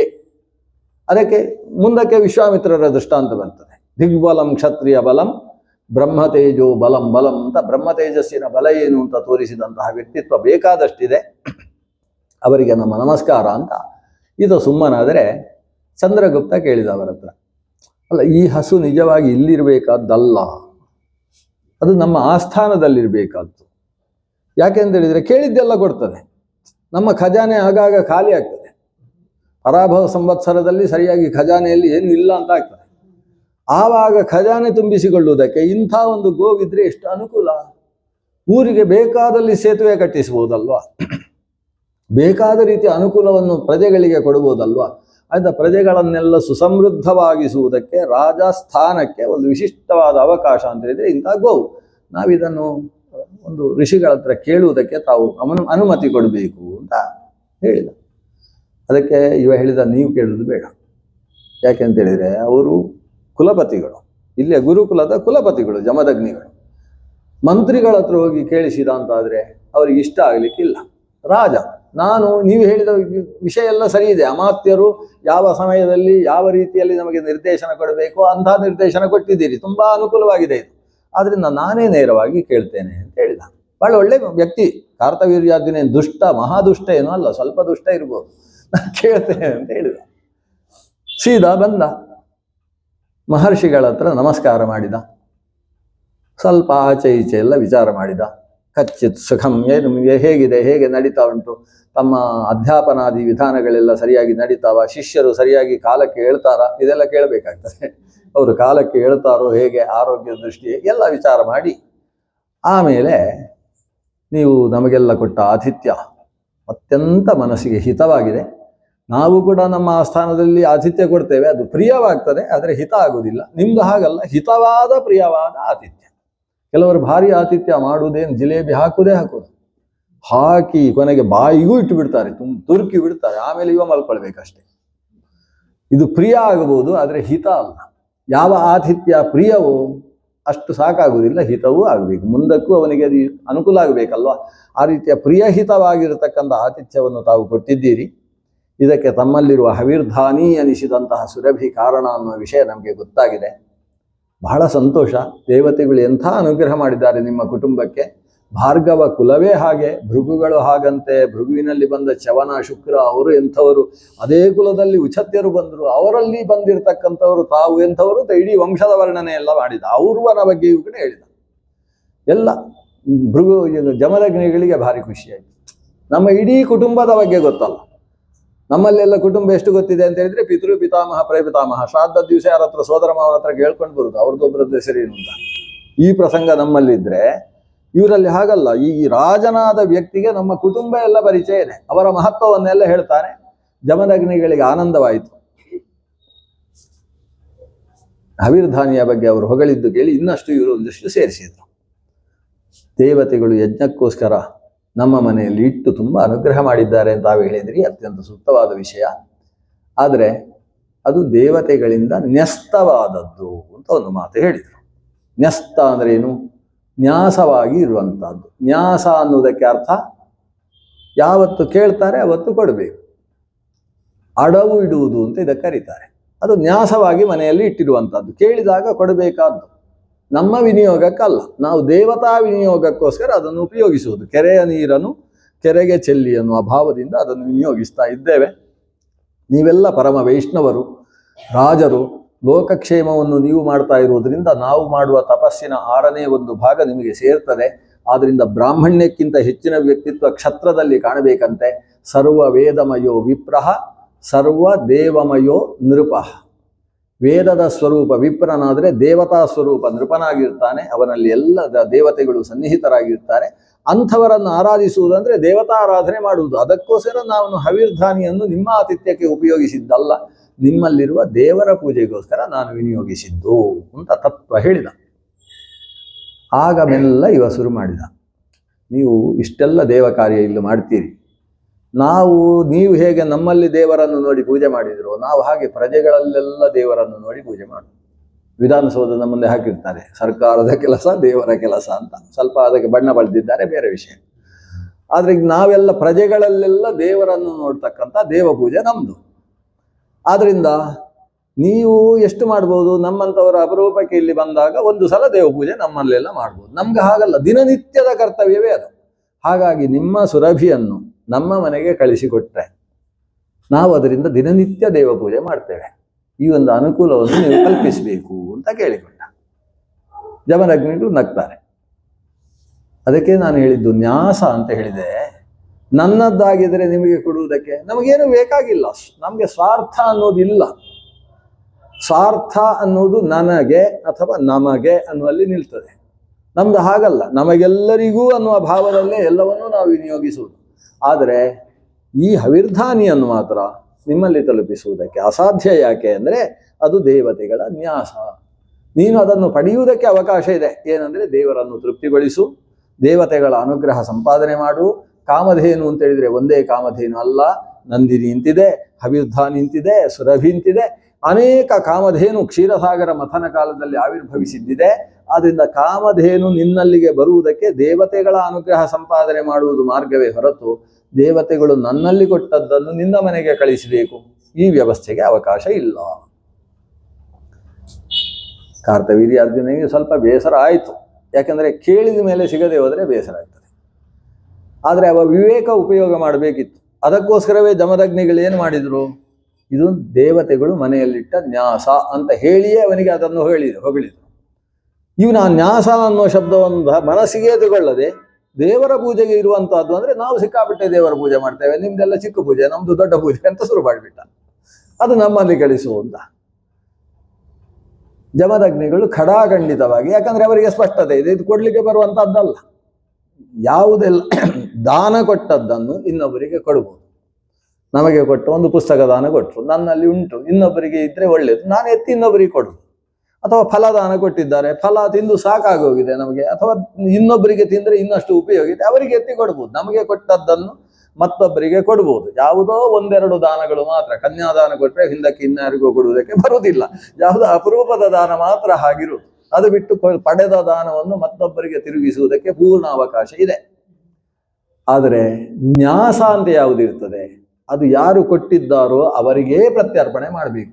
ಅಕಸ್ಮಾತ್ ಅವರು ನಮ್ಮಲ್ಲಿ ನ್ಯಾಸವನ್ನಾಗಿಟ್ಟ ಮೇಲೆ ಅಕಾಲವಾದ ಮೃತ್ಯುಗೆ ಒಳಗಾದರು ಅಂತಾದರೆ ಆವಾಗ ಅವರ ಉತ್ತರಾಧಿಕಾರಿ ಯಾರು ಅವರಿಗೆ ತಲುಪಿಸುವುದು ನ್ಯಾಸವನ್ನು ಪಡೆದವನ ಧರ್ಮ. ಇಲ್ಲದೆ ಹೋದರೆ ಆತನಿಗೆ ಆ ಪಾಪ ಅದು 7 ಜನ್ಮಗಳ ತನಕ ಬಿಡುವುದಿಲ್ಲ. ಹಾಗಾಗಿ ನ್ಯಾಸಕ್ಕೆ ಇಷ್ಟು ಬಲ ಇದೆ, ನಾನು ಅದನ್ನು ನಿನಗೆ ಕೊಡುವುದಕ್ಕೆ ಹೇಗೆ ಬರ್ತದಪ್ಪ, ಆಗೋಲ್ಲ ಅಂತ ಸ್ಪಷ್ಟವಾಗಿ ಇವರು ಹೇಳಿದರು. ಕಾರ್ತವೀರ್ಯಾರ್ಜುನನಿಗೂ ಅದು ಅರ್ಥ ಆಯಿತು. ಮೋರೆ ಪೆಚ್ಚು ಮಾಡಿಕೊಂಡು ಸೀದಾ ತನ್ನ ಶಿಬಿರಕ್ಕೆ ಹೋದ, ತನ್ನ ವಸತಿ ಸ್ಥಾನಕ್ಕೆ ಹೋದಾಗ ಅಲ್ಲಿ ಮಂತ್ರಿಗಳೆಲ್ಲ ಸೇರಿದ್ದಾರೆ ಸಭೆ. ಏನಾಯಿತು, ಹಸುವಂತ ನಾವು ತಗೊಂಡು ಹೋಗ್ಬೋದಾ ಅಂತ ಕೇಳಿದರು ಚಂದ್ರಗುಪ್ತಾದಿಗಳು. ಅವರು ನ್ಯಾಸವಾದ್ರಿಂದ ಕೊಡಲಿಕ್ಕೆ ಬರುವುದಿಲ್ಲ ಅಂತ ಹೇಳಿದ್ದಾರೆ. ಹಾಗಾದರೆ ನಾವು ತಗೊಂಡು ಹೋಗ್ತೇವೆ, ನೀವೊಂದು ಅನುಮತಿ ಕೊಟ್ಟರೆ ಸಾಕು ಅಂತ. ಈಗ ಈ ಮಂತ್ರಿಗಳು ಅಂಥವ್ರು, ಈ ಮಂತ್ರಿ ಸಂಪುಟ ತುಂಬ ಸರಿಯಾಗಿರ್ಬೇಕು, ಇಲ್ಲದೆ ಹೋದರೆ ಇಂಥದ್ದೆಲ್ಲ ಸಮಸ್ಯೆ ಆಗ್ತದೆ. ಮಂತ್ರಿಗಳು ಹೇಳಿದರು, ನೀವು ಒಂದು ಅನುಮತಿ ಕೊಟ್ಟರೆ ಸಾಕು. ಏನು ಆ ಬ್ರಾಹ್ಮಣನಿಗೆ ಅಹಂಕಾರ, ನಾವು ತಗೊಂಡು ಈ ಬ್ರಾಹ್ಮಣ ನಮ್ಮ ಜಾತಿ ಅವರ ಜಾತಿ ಇದು ಸುರೇ, ಜಾತಿ ಸುರ ಆದಮೇಲೆ ಗಲಾಟೆ ಬೇರೆ. ನಮ್ಮ ಕೈಯಲ್ಲಿ ಇರಬಾರ್ದ, ನಾವು ಕ್ಷತ್ರ ಬಂಧುಗಳ ನಾವು, ಹಾಗಾದರೆ ಇವರೇನು ಬ್ರಹ್ಮ ಬಂಧುಗಳಲ್ವಾ ಅಂತ ಇಂಥದ್ದೆಲ್ಲ ಮಾತುಗಳು ಸುರಾದವು. ಕಾರ್ತವೀರ್ಯಾರ್ಜುನ ಸುಮ್ಮನಾಗಿಬಿಟ್ಟ. ನೀವೇನು ಮಾಡ್ಕೋತೀರೋ ಮಾಡ್ಕೊಳ್ಳಿ ಅಂತ ಹೇಳಿ, ನಂದು ಅನುಮತಿ ಉಂಟು, ಅಥವಾ ಆಗುವುದಿಲ್ಲ ಅಂತಲೂ ಹೇಳುವುದಿಲ್ಲ ಅಂತ. ಕಾರ್ತವೀರ್ಯನ ಪ್ರೇರಣೆಯಿಂದ ಮಂತ್ರಿಗಳು ಹಸುವನ್ನು ಅಪಹರಿಸುವುದಕ್ಕೆ ಸಿದ್ಧರಾದರು.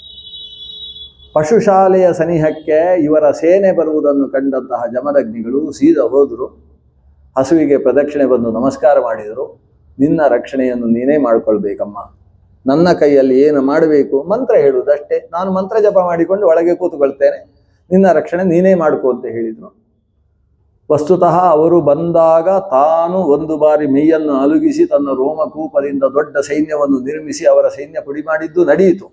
ಆದರೆ ಯಾವಾಗ ಕಾರ್ತವೀರ್ಯಾರ್ಜುನನೇ ಅವರಿಗೆ ಸಹಕಾರಕ್ಕೆ ನಿಂತಿದ್ದಾನೆ ಅಂತ ಗೊತ್ತಾಯಿತೋ ಹವಿರ್ಧಾನಿ ಸುಮ್ಮನಾದರು. ಹೇಳ್ಕೊಂಡು ಹೋಗಲಿ ಅಂತ ಸುಮ್ಮನಾಗಿ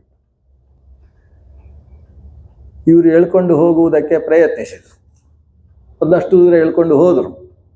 ಜೋರಾಗಿ ಮಂತ್ರ ಜಪವನ್ನು ಮಾಡ್ತಾ ಜಮದಗ್ನಿ ಮಹರ್ಷಿಗಳು ಕೂತುಬಿಟ್ರು. ಅವರ ಮಂತ್ರ ಜಪ ಜೊತೆಗೆ ಜಮದಗ್ನಿ ಪತ್ನಿಯಾದಂತಹ ರೇಣುಕೆಯ ಆಕ್ರಂದನ ಇವುಗಳಿಂದ ಬೇಸತ್ತಂತಹ ಆಕೆ ಸುರಭಿ ತನ್ನ ಶರೀರವನ್ನು ಬಾಲವನ್ನು ಜಾಡಿಸಿ ಒಂದು ಸಲ ಸುತ್ತಿದ್ಲಂತೆ. ಒಂದು ಸುತ್ತು ಸುತ್ತಿದ್ಲು. ತಮಗೆ ಹಗ್ಗ ಹಾಕಿ ಹಿಡ್ಕೊಂಡಿದ್ದವರೆಲ್ಲ ಆಕಾಶಕ್ಕೆ ಹಾರಿ ಇನ್ನೊಬ್ಬರ ಮೇಲೆ ಬಿದ್ದಿದ್ದವರನ್ನು ಸಾಯಿಸಿದ್ರಂತೆ. ಬೇರೆ ಆಯುಧವೇ ಬೇಕಾಗಲಿಲ್ಲ. ಸುತ್ತಿದಾಗ ಯಾರ್ಯಾರು ಹಿಡ್ಕೊಂಡಿದ್ರೆಲ್ಲ ಹಾರಿದ್ರು. ಹಾರಿದವರೆಲ್ಲ ನೆಲಕ್ಕೆ ಬಿದ್ದರು. ಬೀಳುವಾಗ ಒಂದು 10 ಜನರ ಮೇಲೆ ಬಿದ್ದರು, ಸಾಯಿಸಿದ್ರು. ಅಷ್ಟು ದಪ್ಪ ಇದ್ರು ಅಂತ ಅರ್ಥ ಅವರೆಲ್ಲ. ಬೀಳುವಾಗಲೇ ಅಷ್ಟು ಪೆಟ್ಟು ಪುಡಿ ಮಾಡಿದರು. ಒಟ್ಟು ಈಕೆಯ ಈ ಸಾಮರ್ಥ್ಯವನ್ನು ಕಂಡು ಇನ್ನೊಬ್ಬರು ಮುಟ್ಲಿಕ್ಕೆ ಹೆದರಿದ್ರು.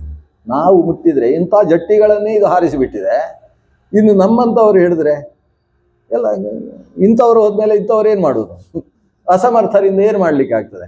ಇನ್ನು ಕೆಲವರು ಇಂಥ ಜಟ್ಟಿಗಳಿದ್ರು, ಅವರಿಗೆ ಹೋಗಿ ಹಿಡಿದ್ರೆ ಪಕ್ಕದವರು ಹೇಳಿದ್ರು ನೀವು ಹೋಗಬೇಡಿ ಅಂತ ಹೇಳಿದ್ರು. ನೀವು ಹೋದರೆ ನಿಮ್ಮನ್ನು ಹಾರಿಸಿದರೆ ನಾವು ಸಾಯ್ತೇವೆ ಅಂತ. ಇವು ತೆಳ್ಳಗಿದ್ದವರು ಹೋದರೆ ತೊಂದರೆ ಇಲ್ಲ, ಮೇಲೆ ಬಿದ್ದರೆ ಕ್ಯಾಚ್ ಹಿಡ್ಕೊಳ್ಬೋದು, ಪರವಾಗಿಲ್ಲ. ಒಟ್ಟು ಹೆದರಿ ಬಿಟ್ಟು ಆಕೆಯ ಹತ್ರ ಯಾರು ಹೋಗಲಿಲ್ಲ. ಅವಳು ಅಂಬೆ ಅಂತ ಹೇಳಿಕೊಂಡು ಸೀದಾ ರೇಣುಕೆ ಹತ್ರ ಬರ್ತಾರೆ. ರೇಣುಕೆ ಪ್ರಶಾಂತವಾಗಿ ಅದನ್ನು ಮೈ ತಡೆಯುತ್ತಾ ಕೂತು ಬಿಡ್ತಾಳೆ. ಕಾರ್ತವೀರ್ಯಾರ್ಜುನನಿಂದ ಹಸುವನ್ನು ಅಪಹರಿಸುವುದು ಸಾಧ್ಯವಾಗಲಿಲ್ಲ. ಆದರೆ ಘಟನೆ ಕ್ಷತ್ರಿಯ ಬ್ರಾಹ್ಮಣರ ಒಂದು ವೈಮನಸ್ಯದಲ್ಲಿ ಪರ್ಯವಸಾನ ಆಯಿತು. ಘಟನೆ ಇಷ್ಟು ನಡೆದದ್ದು. ಮತ್ತೊಮ್ಮೆ ಹಸು ಎಳ್ಕೊಂಡು ಹೋಗುವ ಘಟನೆಯೂ ಮತ್ತೊಮ್ಮೆ ನಡೆಯಿತು. ಒಂದು ಸಂದರ್ಭ ಜಮದಗ್ನಿ ಮಹರ್ಷಿಗಳ ತಲೆ ಕತ್ತರಿಸುವಲ್ಲಿಯ ತನಕ ಈ ಘಟನೆ ನಡೆಯಿತು. ಅದಕ್ಕೆ ಕಾರಣ ಏನು? ಹವಿರ್ಧಾನಿಯನ್ನು ಮತ್ತೊಮ್ಮೆ ಬಂದಂತಹ ಅವರ ಮಹಾಸೈನ್ಯ ಜೊತೆಗೆ ಪುರೋಹಿತರನ್ನು ಕರ್ಕೊಂಡು ಬಂದಿದ್ರು. ಈ ಬ್ರಾಹ್ಮಣರಲ್ಲಿ ಸಮಸ್ಯೆಯಲ್ಲಿ ಉಂಟು. ಈ ಜಮದಗ್ನಿಗಳೇನೋ ಮಂತ್ರ ಮಾಡಿ ಮಂತ್ರವಾದ ಮಾಡ್ತಾರೆ ಅಂತ ಹೇಳಿ ಅವರು ಪ್ರತಿ ಮಂತ್ರವಾದಿಗಳನ್ನೆಲ್ಲ ಕರ್ಕೊಂಡು ಬಂದು ತಮ್ಮ ಮಂತ್ರದ ಬಲದಿಂದಾಗಿ ಈ ಹವಿರ್ಧಾನಿಯನ್ನು ಕಟ್ಟು ಹಾಕಿ ಎಳ್ಕೊಂಡು ಹೋಗುವ ಪ್ರಕರಣ ನಡೆಯಿತು. ಆವಾಗ ಜಮದಗ್ನಿಗಳು ರಾಮ ಅಂತ ಕೂಗಿ ಕರೆದರು. ಭಗವಂತ ರಾಮ ಜಾಮದಗ್ನಿಯ ರಾಮ ಕೊಡಲಿಯನ್ನು ಹಿಡಿದು ಬಂದ. ಎಲ್ಲಿ ಹೋಗಿದ್ದ ಕೊಡಲಿ ತಗೊಳ್ಳಿಕ್ಕೆ ಅಂದರೆ ಕೈಲಾಸಕ್ಕೆ ಹೋಗಿದ್ದ. ಕೈಲಾಸದಲ್ಲಿ ಹೋಗಿ ರುದ್ರನ ಜೊತೆಗೆ, ರುದ್ರನನ್ನು ಕುರಿತು ತಪಸ್ಸು ಮಾಡಿದ್ದು ಕೂಡ ಉಲ್ಲೇಖ ಇದೆ. ಶ್ರೀಕೃಷ್ಣನೂ ರುದ್ರನನ್ನು ಕುರಿತು ತಪಸ್ಸು ಮಾಡಿದ್ದುಂಟು. ಕೈಲಾಸಕ್ಕೆ ಹೋಗಿ ಒಂದು ಮಗು ಬೇಕು ಅಂತ ಕೇಳಿದ್ದಿದೆ.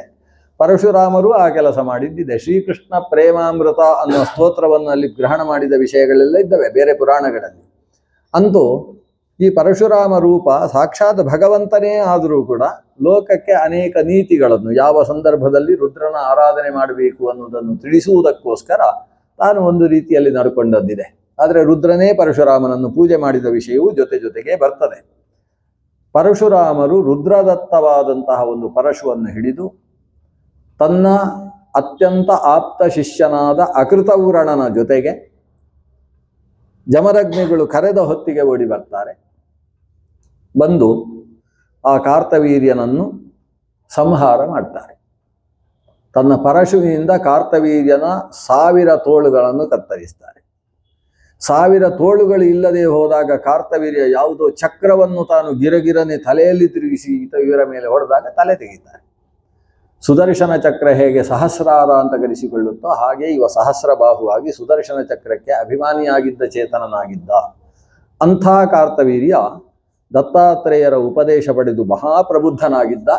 ಆದರೆ ಯಾವಾಗ ಬ್ರಹ್ಮದ್ವೇಷ ಅನ್ನುವುದು ಆತನ ಪರಿವಾರದಲ್ಲಿ ಉಂಟಾಗುತ್ತೋ ಆವಾಗ ನಿನ್ನ ಶಕ್ತಿ ಹ್ರಾಸವಾಗುತ್ತೆ ಅಂತ ದತ್ತಾತ್ರೇಯರು ಹೇಳಿದರು. ಅದರ ಪರಿಣಾಮವಾಗಿ ಸಾಕ್ಷಾತ್ ಭಗವಂತನೇ ದತ್ತಾತ್ರೇಯನೇ ಮತ್ತೊಂದು ರೂಪದಿಂದ ಕೃತವೀರ್ಯ ಸುತಾಂತಕ ಅಂತ ಕರೆಸಿಕೊಂಡ. ಕೃತವೀರ್ಯ ಸುತ ಸತ್ತ ಮೇಲೆ ಅವನಿಗೆ 100 ಜನ ತಮ್ಮಂದಿರು. 100 ಜನ ತಮ್ಮಂದಿರು. ಅವರಿಗೆಲ್ಲ ಈ ಭೃಗುವಂಶದ ಮೇಲೆ ಸಿಟ್ಟು ಬರಲಿಕ್ಕೆ ಶುರುವಾಯಿತು.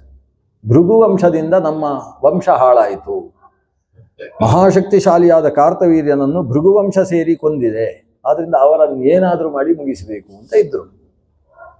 ಒಂದು ಸಂದರ್ಭದಲ್ಲಿ ಅವರು ಬೇಟೆ ಆಡ್ತಾ ಕಾಡಿನಲ್ಲಿ ಬರುವಾಗ ಅಲ್ಲಿ ಒಂದು ಆಶ್ರಮ ಕಂಡಿತು ಆ 100 ಜನಕ್ಕೆ. ಸೇನೆಯಲ್ಲಿದ್ದಂತಹ ವ್ಯಕ್ತಿಗಳ ಹತ್ರ, ಮಂತ್ರಿಗಳ ಹತ್ರ ಕೇಳಿದರು, ಅದು ಯಾರ ಆಶ್ರಮ? ಅದು ಭಾರ್ಗವರ ಆಶ್ರಮ ಅಂತ ಹೇಳಿದರು. ಓ, ನಮ್ಮ ಹಿರಿಯರನ್ನು ಸಾಯಿಸಿದವ ಇಲ್ಲಿದ್ದಾನಲ್ಲ, ಅವರನ್ನು ಮುಗಿಸಬೇಕು ಅಂತ ಬಂದು ನೋಡಿದರೆ ಒಂದು ಮರದ ತಟದಲ್ಲಿ ಜಮದಗ್ನಿ ಮಹರ್ಷಿಗಳು ಶಾಂತ ಮುದ್ರೆಯಲ್ಲಿ ತಪಸ್ಸು ಮಾಡ್ತಾ ಇದ್ರು. ಈ ದುಷ್ಟರು ಏನು ಮಾಡಿದ್ರು ಅಂದರೆ ಕೈಯಲ್ಲಿದ್ದ ಕತ್ತಿಯಿಂದ ತಲೆಯನ್ನು ಕತ್ತರಿಸಿದರು. ಜಮದಗ್ನಿ ಮಹರ್ಷಿಗಳ ತಲೆಯನ್ನು ಕತ್ತರಿಸಿ ಬಿಟ್ರ ಅದನ್ನೊಂದು ವಸ್ತ್ರದಲ್ಲಿ ಕಟ್ಟಿಕೊಂಡು ಸೀದಾ ತಮ್ಮ ಮಾಹಿಷ್ಮತಿ ನಗರ ಅಂದರೆ ತಮ್ಮ ಪಟ್ಟಣಕ್ಕೆ ತೆಗೊಂಡು ಹೋಗಿ ಪಟ್ಟಣದಲ್ಲಿ ಕೆಟ್ಟ ನೀರು ಹರಿಯುತ್ತಲ್ಲ, ಈ ಚರಂಡಿ ನೀರು, ಆ ನೀರಲ್ಲಿ ಆ ತಲೆಯನ್ನು ಮುಳುಗಿಸಿ ಕೆಂಗೇರಿಯಲ್ಲಿ ಹೋಗಿ ಇಟ್ಟರು. ಈ ವಿಷಯ ಕಣ್ಣಾರೆ ನೋಡ್ತಾ ಇರತಕ್ಕಂಥವಳು ಪರಮ ಸಾಧ್ವೀಮಣಿಯಾದಂತಹ ರೇಣುಕಾದೇವಿ ಈ ಒಂದು ದುರ್ಭರ ಪ್ರಸಂಗ, ದುಷ್ಟರು ಬಂದು ಆಶ್ರಮದ ಒಳಗೆ ಪ್ರವೇಶಿಸಬೇಕಾದ್ರೆ ಅಪ್ಪಣೆಯೋ ಅಂತ ಕೇಳಿ ಪ್ರವೇಶಿಸಬೇಕಾದಂತಹ ಆಶ್ರಮ ವೇದಿ ಪಾದಕ್ಕೆ ಪಾದರಕ್ಷೆ ಹಾಕಿಕೊಂಡು ಮೈಯಕ್ಕೆ ಹಾಕಿದ್ದ ಚಲ್ಲಣವನ್ನು ತೆಗೆಯದೆ ತಲೆಯಲ್ಲಿ ಹಾಕಿದ ಕಿರೀಟವನ್ನು ಬದಿಗೆತ್ತಿ ಇಡದೆ ಆಶ್ರಮವ ಪ್ರವೇಶಕ್ಕೆ ಬೇಕಾದ ವಿನೀತ ವೇಷವಿಲ್ಲದೆ ದೌರ್ಜನ್ಯ ಎಸಗಿದಂತಹ ಇವರು ತಪಸ್ವಿಯ ತಲೆ ತೆಗೆದುಕೊಂಡು ಹೋಗುವಾಗ ಆಕೆ ರೋಧಿಸಿ ನೆಲಕ್ಕೆ 3 ಅಲ್ಲ 21 ಬಾರಿ ಹೊಡೆದು ರಾಮ ಅಂತ ಕರೀತಾಳೆ. ರಾಮ ಬಂದ. ಕರೆದಾಗ ರಾಮ ಇದ್ದಾನೆ. ರಾಮನ ಮುಂದೆಯೇ ಇವಳು ರೋಧಿಸ್ತಾಳೆ. ರಾಮ ಸಮಾಧಾನ ಮಾಡಲಿಕ್ಕೆ ಬರಲಿಲ್ಲ. ಯಾಕಂದ್ರೆ ರೋದನ ಮಾಡಿದ್ರೇನೆ ಸಮಾಧಾನ ಆಗೋದು. ಅಷ್ಟು ಅಳ್ಳಿಂದ ಲೆಕ್ಕ ಹಾಕ್ತಾ ಕೂತ ಎಷ್ಟು ಬಾರಿ ನೆಲಕ್ಕೆ ಹೊಡಿತಾಳೆ ಇವಳು. ನೆಲಕ್ಕೆ ಹೊಡೆಯುವುದು ಅಳುವುದು, ನೆಲಕ್ಕೆ ಹೊಡೆಯುವುದು ಅಳುವುದು. 21 ಬಾರಿ ನೆಲಕ್ಕೆ ಹೊಡೆದಂತೆ. ಆಮೇಲೆ ಅಮ್ಮ ಅಂತ ಕರೆದ. ರಾಮ ಮುಗಿಸು ಅವರನ್ನು ಅಂತ ಹೇಳಿದ್ರು. ಅಷ್ಟು ಸಿಟ್ಟು ಬಂದಿತ್ತು. ರಾಮ ಹೇಳಿದ, ಅಮ್ಮ ತುಂಬ ಜಾಸ್ತಿ ಆಯಿತು, ಅತಿ ಆಯಿತು. ಯಾವುದು ಲೋಕರಕ್ಷಣೆಗೋಸ್ಕರ ನಿಯುಕ್ತವಾಗಿ ಭಗವಂತನ ಬಾಹುಜನ್ಯ ಅಂತಿದೆಯೋ, ಬಾಹು ರಾಜನ್ಯಕೃತ ಅಂತ ವೇದ ಹೇಳುತ್ತೋ ಅಂತಹ ಕ್ಷತ್ರ ಬಲ ಇವತ್ತು ಯಾವುದನ್ನು ರಕ್ಷಣೆ ಮಾಡಬೇಕು ಅದನ್ನೇ ಭಕ್ಷಣೆ ಮಾಡುವಲ್ಲಿ ತಿರುಗಿದೆ ಅಂತಾದರೆ ಅದನ್ನು ಉಳಿಸಬಾರದು. ಲೋಕರಕ್ಷಣೆಗೋಸ್ಕರ ಬೇಕಾದ ಬ್ರಹ್ಮಶಕ್ತಿಯನ್ನೇ ವರ್ಧನೆ ಮಾಡ್ತೇನೆ. 21 ಬಾರಿ ನೆಲ ಹೊಡೆದಿಯಲ್ಲ, 21 ಬಾರಿ ಲೋಕ ಸಂಚಾರವನ್ನು ಮಾಡಿಕೊಂಡು ಭೂ ಪ್ರದಕ್ಷಿಣೆಯನ್ನು ಮಾಡಿ ಈ ದುಷ್ಟ ದುರುಳರನ್ನೆಲ್ಲ ಸಂಹಾರ ಮಾಡ್ತೇನೆ ಅಂತ ಅಮ್ಮನ ಮುಂದೆ ಪ್ರತಿಜ್ಞೆ ಮಾಡಿ ಹೊರಟವ ಅದೆಷ್ಟೋ ವರ್ಷಗಳ ತನಕ ಭೂಮಿ ಸುತ್ತಿದ. ರಾಜರುಗಳೆಲ್ಲ ಪರಶುರಾಮ ಅಂತ ಹೇಳಿದರೆ ನಡುವುದು, ಅಲ್ಲಿಯ ತನಕ ಆಗಿ ಹೋಯಿತು. ಸೂರ್ಯವಂಶದ ರಾಜರು ಕೂಡ ನಡುಗಿ ಸತ್ತವರು. ಕೆಲವರು ಅವ ಬರ್ತಾ ಇದ್ದಾನೆ ಅಂದರೆ ಸಾಯುವುದಂತೆ. ಅವತ್ತಿನಲೇ ಸುರಾದದ್ದು ಹಾರ್ಟ್ ಫೈಲ್ ಅಂತ ಸುರಾದದ್ದು. ಅವ ಬರ್ತಾ ಇದ್ದಾನೆ ಅಂತ ಕೇಳಿದರೆ ಅಲ್ಲಿಯ ತನಕ. ಕೆಲವರು ಅವ ಬರ್ತಾ ಇದ್ದಾನೆ ಅಂದರೆ ಮನೆಯಲ್ಲಿ ಒಂದು ಮದುವೆ ಶುರು ಮಾಡೋದು, ಮದುವೆ ಕಾರ್ಯಕ್ರಮ. ಏನು ಅವನು ಬರುವ ಕಾಲ ಬಂತು ಅಂತ ಹೇಳಬೇಕಾದ್ರೆ ಒಂದು ಮದುವೆ. ಅದಕ್ಕೋಸ್ಕರ ಮನೆಯಲ್ಲಿ ಒಂದಷ್ಟು ಹೆಣ್ಣುಗಳನ್ನು ತಂದು ಇಟ್ಕೊಂಡಿದ್ರು ಮದುವೆ ಮಾಡಿಕೊಳ್ಳಿಕ್ಕೆ ಅಂತ. ಮದುವೆ ನಡೀತಾ ಇದೆ ಅಂದರೆ ಪರಶುರಾಮ ದೇವರು ಅಲ್ಲಿಗೆ ಪ್ರವೇಶ ಮಾಡುವುದಿಲ್ಲಂತೆ. ಆಗಲೇ ಆಮೇಲೆ ಇನ್ನೊಂದು ಸಲ ಬರೋಣ ಅಂತೇಳಿ ಆತ ಹೊರಡು. ಇನ್ನೊಬ್ಬ ರಾಜ ಇದ್ದ, ಅವನಿಗೆ ನಾರಿ ಕವಚ ಅಂತ ಹೆಸರು. ಪರಶುರಾಮ ದೇವರು ಬಂದರು, ಮದುವೆ ಮಾಡಿಕೊಳ್ಳಿಕ್ಕೆ ಹೆಣ್ಣು ಮಕ್ಕಳು ಇರಲಿಲ್ಲ, ಹೆಂಡತಿಯರಿದ್ದರು, ಮದುವೆ ಮಾಡಿಕೊಳ್ಳಿಕ್ಕೆ ಇರಲಿಲ್ಲ. ಅದಕ್ಕೇನು ಮಾಡಿದ ಅಂದರೆ ಹೆಂಡತಿಯರನ್ನೆಲ್ಲ ಸುತ್ತ ನಿಲ್ಲಿಸಿ ಅವರ ವಸ್ತ್ರ ಸೆರಗು ಮೇಲೆ ಹಾಕೊಂಡು ಕೂತ್ಬಿಟ್ಟಂತೆ. ಪರಶುರಾಮ ಹೆಂಗಸರಿದ್ದಾರೆ ಅಂತ ಬರಲಿಲ್ಲ. ಇದಕ್ಕೋಸ್ಕರ ಅವನಿಗೆ ನಾರಿ ಕವಚ ಅಂತ ಹೆಸರಾಯಿತು. ಅವನು ಸೂರ್ಯವಂಶದ ರಾಜ, ನಮ್ಮ ದಶರಥನಿಗಿಂತ 4 ತಲೆ ಹಿಂದಿನವ. ಇಂಥ ಪ್ರಕರಣಗಳೆಲ್ಲ ಅಂದರೆ ಅದೆಷ್ಟೋ ರಾಜರುಗಳು ಪರಶುರಾಮನಿಂದ ಬದುಕಿ ಉಳಿಬೇಕು. ಆದರೆ ಪರಶುರಾಮರು ಬಿಟ್ಟು ಹೋಗ್ತಿದ್ರು, ಆಮೇಲೆ ಮತ್ತೊಮ್ಮೆ ಬರ್ತಿರ್ಲಿಲ್ಲ. ಯಾಕೆ ಬರ್ತಿರ್ಲಿಲ್ಲ ಅಂದರೆ ನನ್ನ ಹೆದರಿಕೆಯಿಂದ ಅವರು ಧರ್ಮನಿಷ್ಠರಾಗಿ ರಾಜ್ಯಭಾರ ಮಾಡ್ತಾ ಇದ್ದಾರೆ. ಧರ್ಮನಿಷ್ಠರಾದ ರಾಜರುಗಳ ಕಡೆಗೆ ಈತ ಬರ್ತಿರ್ಲಿಲ್ಲ. ದುಷ್ಟರಿದ್ರು, ಬರ್ತಿದ್ರು, ಹೆದರ್ಕೊಂಡು ಇವರು ಹೀಗೇನೋ ಕೂತ್ರೆ ಹೆದರ್ಕೊಂಡಿದ್ದಾರಲ್ಲ, ಆಮೇಲೆ ಸರಿಯಾಗಿ ರಾಜ್ಯಭಾರ ಮಾಡ್ತಾರೆ ಅಂತ ಬರ್ತಿರ್ಲಿಲ್ಲ. ಹೀಗೆ ದುಷ್ಟ ಕ್ಷತ್ರಿಯ ಅಂತಕ ಅಂತ ಇವನಿಗೆ ಹೆಸರೇ ಹೊರತು ಕ್ಷತ್ರಿಯ ಅಂತಕ ಅಂತ ಹೆಸರಲ್ಲ. ಸರ್ವ ಕ್ಷತ್ರಿಯ ಅಂತಕ ಅಲ್ಲ, ದುಷ್ಟ ಕ್ಷತ್ರಿಯ ಅಂತಕ ಅಂತ ಪರಶುರಾಮನಿಗೆ ಹೆಸರು. ಮತ್ತೆ ಒಂದು ಸಲ ನೋಡಿದ, ಇಷ್ಟು ಕ್ಷತ್ರಿಯರನ್ನು ಸಾಯಿಸುವುದು ಬೇಡ ಅಂತ ಹೇಳಿ ಒಂದಷ್ಟು ಕ್ಷತ್ರಿಯರನ್ನು ಸೆಳೆದು ಒಂದು ಹಗ್ಗದಲ್ಲಿ ಕಟ್ಟಿದ. ಉಡುಪಿ ಬ್ರಹ್ಮರಥದ ಹಗ್ಗ ತಗೊಂಡೋಗಿದ್ದ.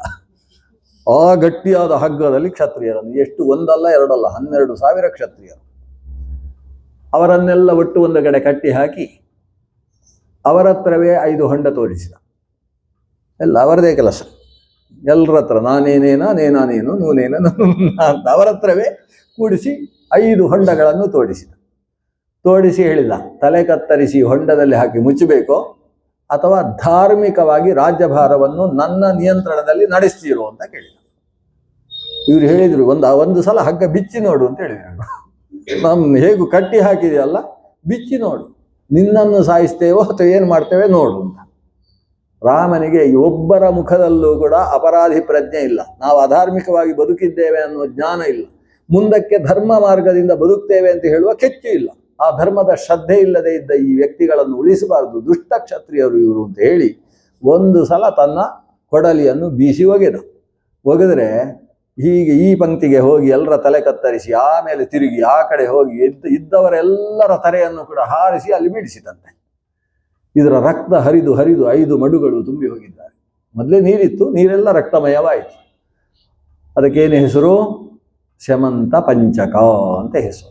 5 ಮಡುಗಳಲ್ಲಿ ದುಷ್ಟ ಕ್ಷತ್ರಿಯರ ರಕ್ತವನ್ನು ತುಂಬಿಸಿ ಆ 5 ಮಡುವಿನಲ್ಲೂ ಹೋಗಿ ತನ್ನ ಜಮದಗ್ನಿ ಅನ್ನುವ ತನ್ನ ಅಪ್ಪನಿಗೆ ತರ್ಪಣ ಕೊಟ್ಟು ಶ್ರಾದ್ದ ಹಾಕಿದ್ದು ಇಷ್ಟು ವರ್ಷ ಆದಮೇಲೆ 21 ಬಾರಿ ದುಷ್ಟ ಕ್ಷತ್ರಿಯರನ್ನೆಲ್ಲ ಸಂಹಾರ ಮಾಡಿ ಅವರ ರಕ್ತದಿಂದ ಅಪ್ಪನಿಗೆ ತರ್ಪಣ ಕೊಟ್ಟಂತಹ ಮೇರು ವ್ಯಕ್ತಿತ್ವದ ಭಗವಂತನ ಬ್ರಾಹ್ಮಣ ರೂಪ ಪರಶುರಾಮಾಚಾರ್ಯ ಅಂತ ಹೇಳುವ ರೂಪ. ಅಷ್ಟು ಹೊತ್ತಿಗೆ ಸಾಕ್ಷಾತ್ ಭೃಗುಗಳು ಬರ್ತಾರೆ. ಭೃಗುಗಳು ಬಂದು ಅಲ್ಲಿ ಕೂತು, ಬೇಡ ಮಗು, ಎಷ್ಟು ಜನರನ್ನು ಕೊಲ್ಲುವುದು, ಈ ಯಜ್ಞೋಪವೀತ ಹಾಕಿದವರಿಗೆ ಇದು ಸರಿಯಾದ ಕ್ರಮ ಅಲ್ಲ, ತಪ್ಪಾಗಿದೆ, ಆದ್ದರಿಂದ ತೀರ್ಥಕ್ಷೇತ್ರ ಯಾತ್ರೆ ಮಾಡು ಅಂತ ಬೇರೆ ಹೇಳಿದರು. ಇವರು ತನ್ನ ಅಜ್ಜ ಹೇಳಿದ್ದು ಅಂತ ಹೇಳಿ ತನ್ನ ಪರಶುವನ್ನು ಬಿಸಾಡ್ತಾರೆ. ಇನ್ನು ಮುಂದೆ ಯಾರನ್ನು ಹೊಡೆಯುವುದಿಲ್ಲ ಬಡಿಯುವುದಿಲ್ಲ ಅಂತ ಹೇಳ್ತಾರೆ. ಬಿಲ್ಲು ಮಾತ್ರ ಹಿಡ್ಕೊಂಡು ಪರಶ್ವದ ಧನುರ್ಧರಮೇಕ ವೀರಂ ಅಂತ, ಪರಶ್ವದ ಧನುಸ್ಸು ಇದನ್ನು ಆ ಬಿಸಾಡಿದ ಪರಶನ್ನು ಕೈಯಲ್ಲಿ ಹಿಡ್ಕೊಂಡು ಸೀದಾ ಒಂದು ಪರ್ವತಕ್ಕೆ ಹೋದರು. ಗೋವಂತ ಪರ್ವತಕ್ಕೆ ಹೋಗ್ತಾರೆ. ಹೋಗಿ ಯಾರಾದರೂ ಪಾಠ ಕೇಳುವುದಿದ್ರೆ ಬರ್ರಿ, ಕ್ಷತ್ರಿಯರಿಗಂತೂ ನಾನು ಪಾಠ ಹೇಳುವುದಿಲ್ಲ, ಅವರು ಕೇಳಿದ್ದನ್ನೆಲ್ಲ ಬೇಡದೇ ಇದ್ದಕ್ಕೆ ವಿನಿಯೋಗ ಮಾಡ್ತಾರೆ ಅಂತ ಇಷ್ಟು ಹೇಳಿ ಬ್ರಾಹ್ಮಣರಿಗೆ ಅನೇಕರಿಗೆ ಪಾಠ ಹೇಳಿದರು. ಆವಾಗ ಪಾಠ ಕೇಳಿದವರಲ್ಲಿ ದ್ರೋಣಾಚಾರ್ಯರು, ಭೀಷ್ಮಾಚಾರ್ಯರು ಇವರೆಲ್ಲ ಪ್ರಮುಖರು. ಆಮೇಲೆ ಪಾಠ ಕೇಳಿದವರಲ್ಲಿ ಒಬ್ಬನೇ ಒಬ್ಬ ಕ್ಷತ್ರಿಯ ಅಂದರೆ ಕರ್ಣ. ಸ್ವಲ್ಪ ತಪ್ಪಾಗಿ ಅಲ್ಲಿ ಹೋಗಿ ನನ್ನೊಂದು ಭಾರ್ಗವ ಗೋತ್ರ ಅಂತ ಸುಳ್ಳು ಹೇಳಿಕೊಂಡು ಮಾಡಿ ಪಾಠ ಕೇಳಿದ್ದಾನೆ. ಗೋತ್ರದ ಸುಳ್ಳು ಹೆಸರು ಹೇಳಿ ಕೊನೆಗೆ ಪರಶುರಾಮರು ಕೇಳಿದ್ರು, ನೀನು ಯಾಕೆ ಸುಳ್ಳು ಹೇಳಿದ್ದು ಭಾರ್ಗವ ಗೋತ್ರ? ಇಲ್ಲ ಸತ್ಯ, ಯಾಕಂದ್ರೆ ನೀವು ಲೋಕದ ತಂದೆ ಅಂದ ಮೇಲೆ ನನಗೂ ತಂದೆ ಅಲ್ವಾ, ಅದಕ್ಕೋಸ್ಕರ ಹೇಳಿದ್ದೇನೆ ಅಂತ. ಸುಳ್ಳು ಹೇಳಿಯೂ ಸತ್ಯ ಅಂತ ಹೇಳಿದವ. ಇಂತಹ ಪರಶುರಾಮ ದೇವರು ನಮ್ಮ ದಕ್ಷಿಣ ಕ್ಷೇತ್ರದಲ್ಲಿ ಅನೇಕ ದೇವಸ್ಥಾನಗಳನ್ನು ನಿರ್ಮಿಸಿದ್ರು. ತೀರ್ಥಯಾತ್ರೆಯ ಮೂಲಕ ಇಡೀ ಭರತ ಭೂಮಿಯನ್ನು ಪರಶುರಾಮ ಕ್ಷೇತ್ರ, ಕೇವಲ ಒಂದು ಕ್ಷೇತ್ರ ಅಲ್ಲ, ರಾಮಕ್ಷೇತ್ರದಲ್ಲೂ ಅನೇಕ ದೇವಸ್ಥಾನಗಳನ್ನು ನಿರ್ಮಿಸಿ ಅವರು ವಿಶೇಷ ಕ್ಷೇತ್ರ ಸಂಪಾದಕ ವ್ಯಕ್ತಿತ್ವದ ಭಗವಾನ್ ಪರಶುರಾಮ ದೇವ. ಆಮೇಲೆ ಭಗವಂತ ರಾಮನಾಗಿ ಅವತರಿಸಿದ. ಅಯೋಧ್ಯ ಅನ್ನುವ ಕ್ಷೇತ್ರಕ್ಕೆ, ಸರಯೂ ನದಿಗೆ ಮಹತ್ವವನ್ನು ತಂದುಕೊಟ್ಟಂತಹ ಭಗವಂತನ ರೂಪ. ವಾಸುದೇವ ಅನ್ನುವ ಭಗವಂತನ ರೂಪವೇ ಶ್ರೀರಾಮನಾಗಿ ಅವತರಿಸಿದರೆ, ಸಂಕರ್ಷಣ ಅನ್ನುವ ಭಗವಂತನ ರೂಪದ ಆವೇಶದಿಂದ ಶೇಷ ಲಕ್ಷ್ಮಣನಾಗಿ ಅವತರಿಸಿದ. ಪ್ರದ್ಯುಮ್ನ ಅನಿರುದ್ಧ ಅನ್ನುವ ರೂಪಗಳ ಆವೇಶದಿಂದ ಆವಿರ್ಭವಿಸಿದ ಭರತ ಶತ್ರುಘ್ನರು. ಚತುರೂಪದ ಭಗವದ್ ರೂಪ ಲೋಕಕ್ಕೆ ಅಣ್ಣ ತಮ್ಮಂದಿರ ಬದುಕು ಹೇಗಿರಬೇಕು, ಭರತ ರಾಮನನ್ನು ನೋಡಿ ಕಲಿಬೇಕು, ವಾಲಿ ಸುಗ್ರೀವರನ್ನು ನೋಡಿ ಕಲಿಯುವುದಲ್ಲ. ಸುಗ್ರೀವನು ಕಣ್ಣಲ್ಲಿ ನೀರು ಹಾಕಿದ, ಭರತ ಬರ್ತಾ ಇದ್ದಾನೆ, ಅಣ್ಣ ನೀನು ಸಿಂಹಾಸನದಲ್ಲಿ ಕೂತುಕೋ ಅಂತ ಹೇಳುವುದು. ಯಾವಾಗ? ರಾವಣನ ಸಂಹಾರವಾಗಿ ಸೀತಾಮಾತೆಯ ಜೊತೆಗೆ ರಾಮ ಬರ್ತಾ ಇರುವಾಗ ನಡೆದದ್ದು. ಎಲ್ಲಿ? ನಂದಿಗ್ರಾಮದಲ್ಲಿ ನಡೆದಂಥ ಘಟನೆ. ಭರತ ಬಂದಿದ್ದಾನೆ, ರಾಮ ಅಣ್ಣ ಸಿಂಹಾಸನದಲ್ಲಿ ಕೂತುಕೋ. ನಾನು ನಿನ್ನ ಸಿಂಹಾಸನದಲ್ಲಿ ಕೂತುಕೊಳ್ಳಿಲ್ಲ, ಯಾಕಂದರೆ ಅದು ನಿನ್ನ ಸಿಂಹಾಸನ. ನಾನು ಅಕಸ್ಮಾತ್ ಅಯೋಧ್ಯ ಸಿಂಹಾಸನದಲ್ಲಿ ಒಂದು ವೇಳೆ ಆರೂಢನಾಗಿದ್ದೆ ಅಂತ ಆದರೆ ಆಮೇಲೆ ರಾಮ ಅಲ್ಲಿ ಕೂಡಲಾರ ಅಂತ ನನಗೆ ಗೊತ್ತು. ಯಾಕಂದರೆ ನರಿ ಮುಟ್ಟಿದಂತಹ ಮಾಂಸವನ್ನು ಸಿಂಹ ಮುಟ್ಟುವುದಿಲ್ಲ. ಅದಕ್ಕೋಸ್ಕರ ನಾನು ನಿನ್ನ ಪಾದುಕೆಯನ್ನು ಆ ಪೀಠದಲ್ಲಿಟ್ಟು ಅಡಿಯಲ್ಲಿ ಕೂತು ಕೇವಲ ನಿನ್ನ ದಾಸನಾಗಿ ನೀನು ಹೊರಡುವಾಗ ಖಜಾನೆಯಲ್ಲಿ ಎಷ್ಟಿತ್ತೋ ಅದರ 10 ಪಟ್ಟು ಖಜಾನೆಯನ್ನು ತುಂಬಿಸಿದ್ದೇನೆ ಅಣ್ಣ, ನಿನಗೋಸ್ಕರ ಸಿಂಹಾಸನದಲ್ಲಿ ಕೂತುಕೋ ಅಂತ ಕೇಳ್ತಾ ಇದ್ದಾನೆ. ರಾಮ ಹೇಳ್ತಾನೆ, ನನಗೆ ಕಾಡಿನಲ್ಲಿ ಅಭ್ಯಾಸ ಆಗಿದೆ ಭರತ, ನೀನು ರಾಜ್ಯಭಾರ ಎಷ್ಟು ಚಂದ ಮಾಡ್ತಿ. ಬರುವಾಗ ಪ್ರಜೆಗಳು ಹೇಳ್ತಾ ಇರುವುದು ಭರತನನ್ನು ತುಂಬಿ ಹೊಗಳ್ತಾ ಇದ್ದಾರೆ, ಅಷ್ಟು ಸುಂದರವಾಗಿ ರಾಜ್ಯಭಾರ ಮಾಡ್ತಾ ಇದ್ದಿ, ನೀನೇ ಸಿಂಹಾಸನದಲ್ಲಿರು. ಇಲ್ಲಿ ಸುಗ್ರೀವನು ಕಣ್ಣೀರು ಹಾಕಿದಂತೆ, ಒಟ್ಟಿಗೆ ಪುಷ್ಪಕ ವಿಮಾನದಲ್ಲಿ ಬಂದವ. ವಿಭೀಷಣನು ಕಣ್ಣೀರು ಹಾಕಿದ. ಯಾಕೆ? ನಾವು ಇದ್ದೇವೆ ಅಣ್ಣ ತಮ್ಮಂದಿರು, ನಾನೇ ವಾಲಿಯನ್ನು ಕೊಲ್ಲಿಸಿದ್ನ. ಅಲ್ಲಿ ವಿಭೀಷಣನಿಗೂ ಅರ್ಥ ಆಗ್ತದೆ, ರಾವಣ ಸಾಯ್ಲಿಕ್ಕೆ ನಾನೇ ಕಾರಣ ಅಲ್ವಾ. ರಾಮನ ಹತ್ರ ಸೇರ್ಕೊಂಡು ಅಲ್ಲಿ ನೋಡು, ಅಲ್ಲಿ ಕುಂಭಿಲೆ, ಅಲ್ಲಿ ಹೋದವ ಇವ ಇಂದ್ರಜಿತ್ ಏನು ಮಾಡ್ತಾನೆ ಎಲ್ಲ ತೋರಿಸಿಕೊಟ್ಟು ರಾವಣನ ಸಾವಿನಲ್ಲಿ ನನ್ನದೇ ಪ್ರಭಾವ ಮಾತ್ರ ಅಲ್ವಾ. ನಾವು ಅಣ್ಣ ತಮ್ಮಂದಿರಿದ್ದೇವೆ. ಒಂದು ರಕ್ಕಸ ಅಣ್ಣ ತಮ್ಮಂದಿರು ಹೇಗಿರಬೇಕು, ಮಂಗಗಳು ಅಣ್ಣ ತಮ್ಮಂದಿರು ಹೇಗಿರಬೇಕು, ಮನುಷ್ಯ ಅಣ್ಣ ತಮ್ಮಂದಿರು ಹೇಗಿರಬೇಕು ಅನ್ನೋದನ್ನು ಲೋಕಕ್ಕೆ ತೋರಿಸುವುದಕ್ಕೋಸ್ಕರವೇ ಲಂಕೆ, ಕಿಷ್ಕಿಂಧೆ ಮತ್ತು ಅಯೋಧ್ಯೆ ಅನ್ನುವ 3 ರಾಜಧಾನಿಗಳ ಕಥೆಗಳನ್ನು ಲೋಕಕ್ಕೆ ತೋರಿಸುವ ಒಂದು ರಾಮಾಯಣಕ್ಕೆ ಮೂಲ ಬೀಜವೆನಿಸಿದಂತಹ ಭಗವಂತನ ಅವತಾರ ಶ್ರೀರಾಮಚಂದ್ರ ಅವತಾರ. ಆಮೇಲೆ ಭಗವಂತ ಚಂದ್ರವಂಶದಲ್ಲಿ ಆವಿರ್ಭವಿಸಿದ. ಚಂದ್ರವಂಶದ ಆವಿರ್ಭಾವ ಅದು ಕೃಷ್ಣ ಪಕ್ಷದ ಅಷ್ಟಮಿಯ ದಿವಸ ಆಯಿತು. ರಾಮಾವತಾರ ನವಮಿಯ ದಿವಸ ಆದದ್ದು, ಅದು ಶುಕ್ಲ ಪಕ್ಷದ ನವಮಿ. ಇದು ಕೃಷ್ಣ ಪಕ್ಷದ ಅಷ್ಟಮಿಯ ದಿವಸ. ಆಕಾಶದಲ್ಲಿ ನಕ್ಷತ್ರಗಳು ಕಾಣಿಸ್ತಾ ಇಲ್ಲ. ಯಾಕೆ ಅಂತ ಹೇಳಿದರೆ ಮೋಡಗಳು ತುಂಬಿದೆ.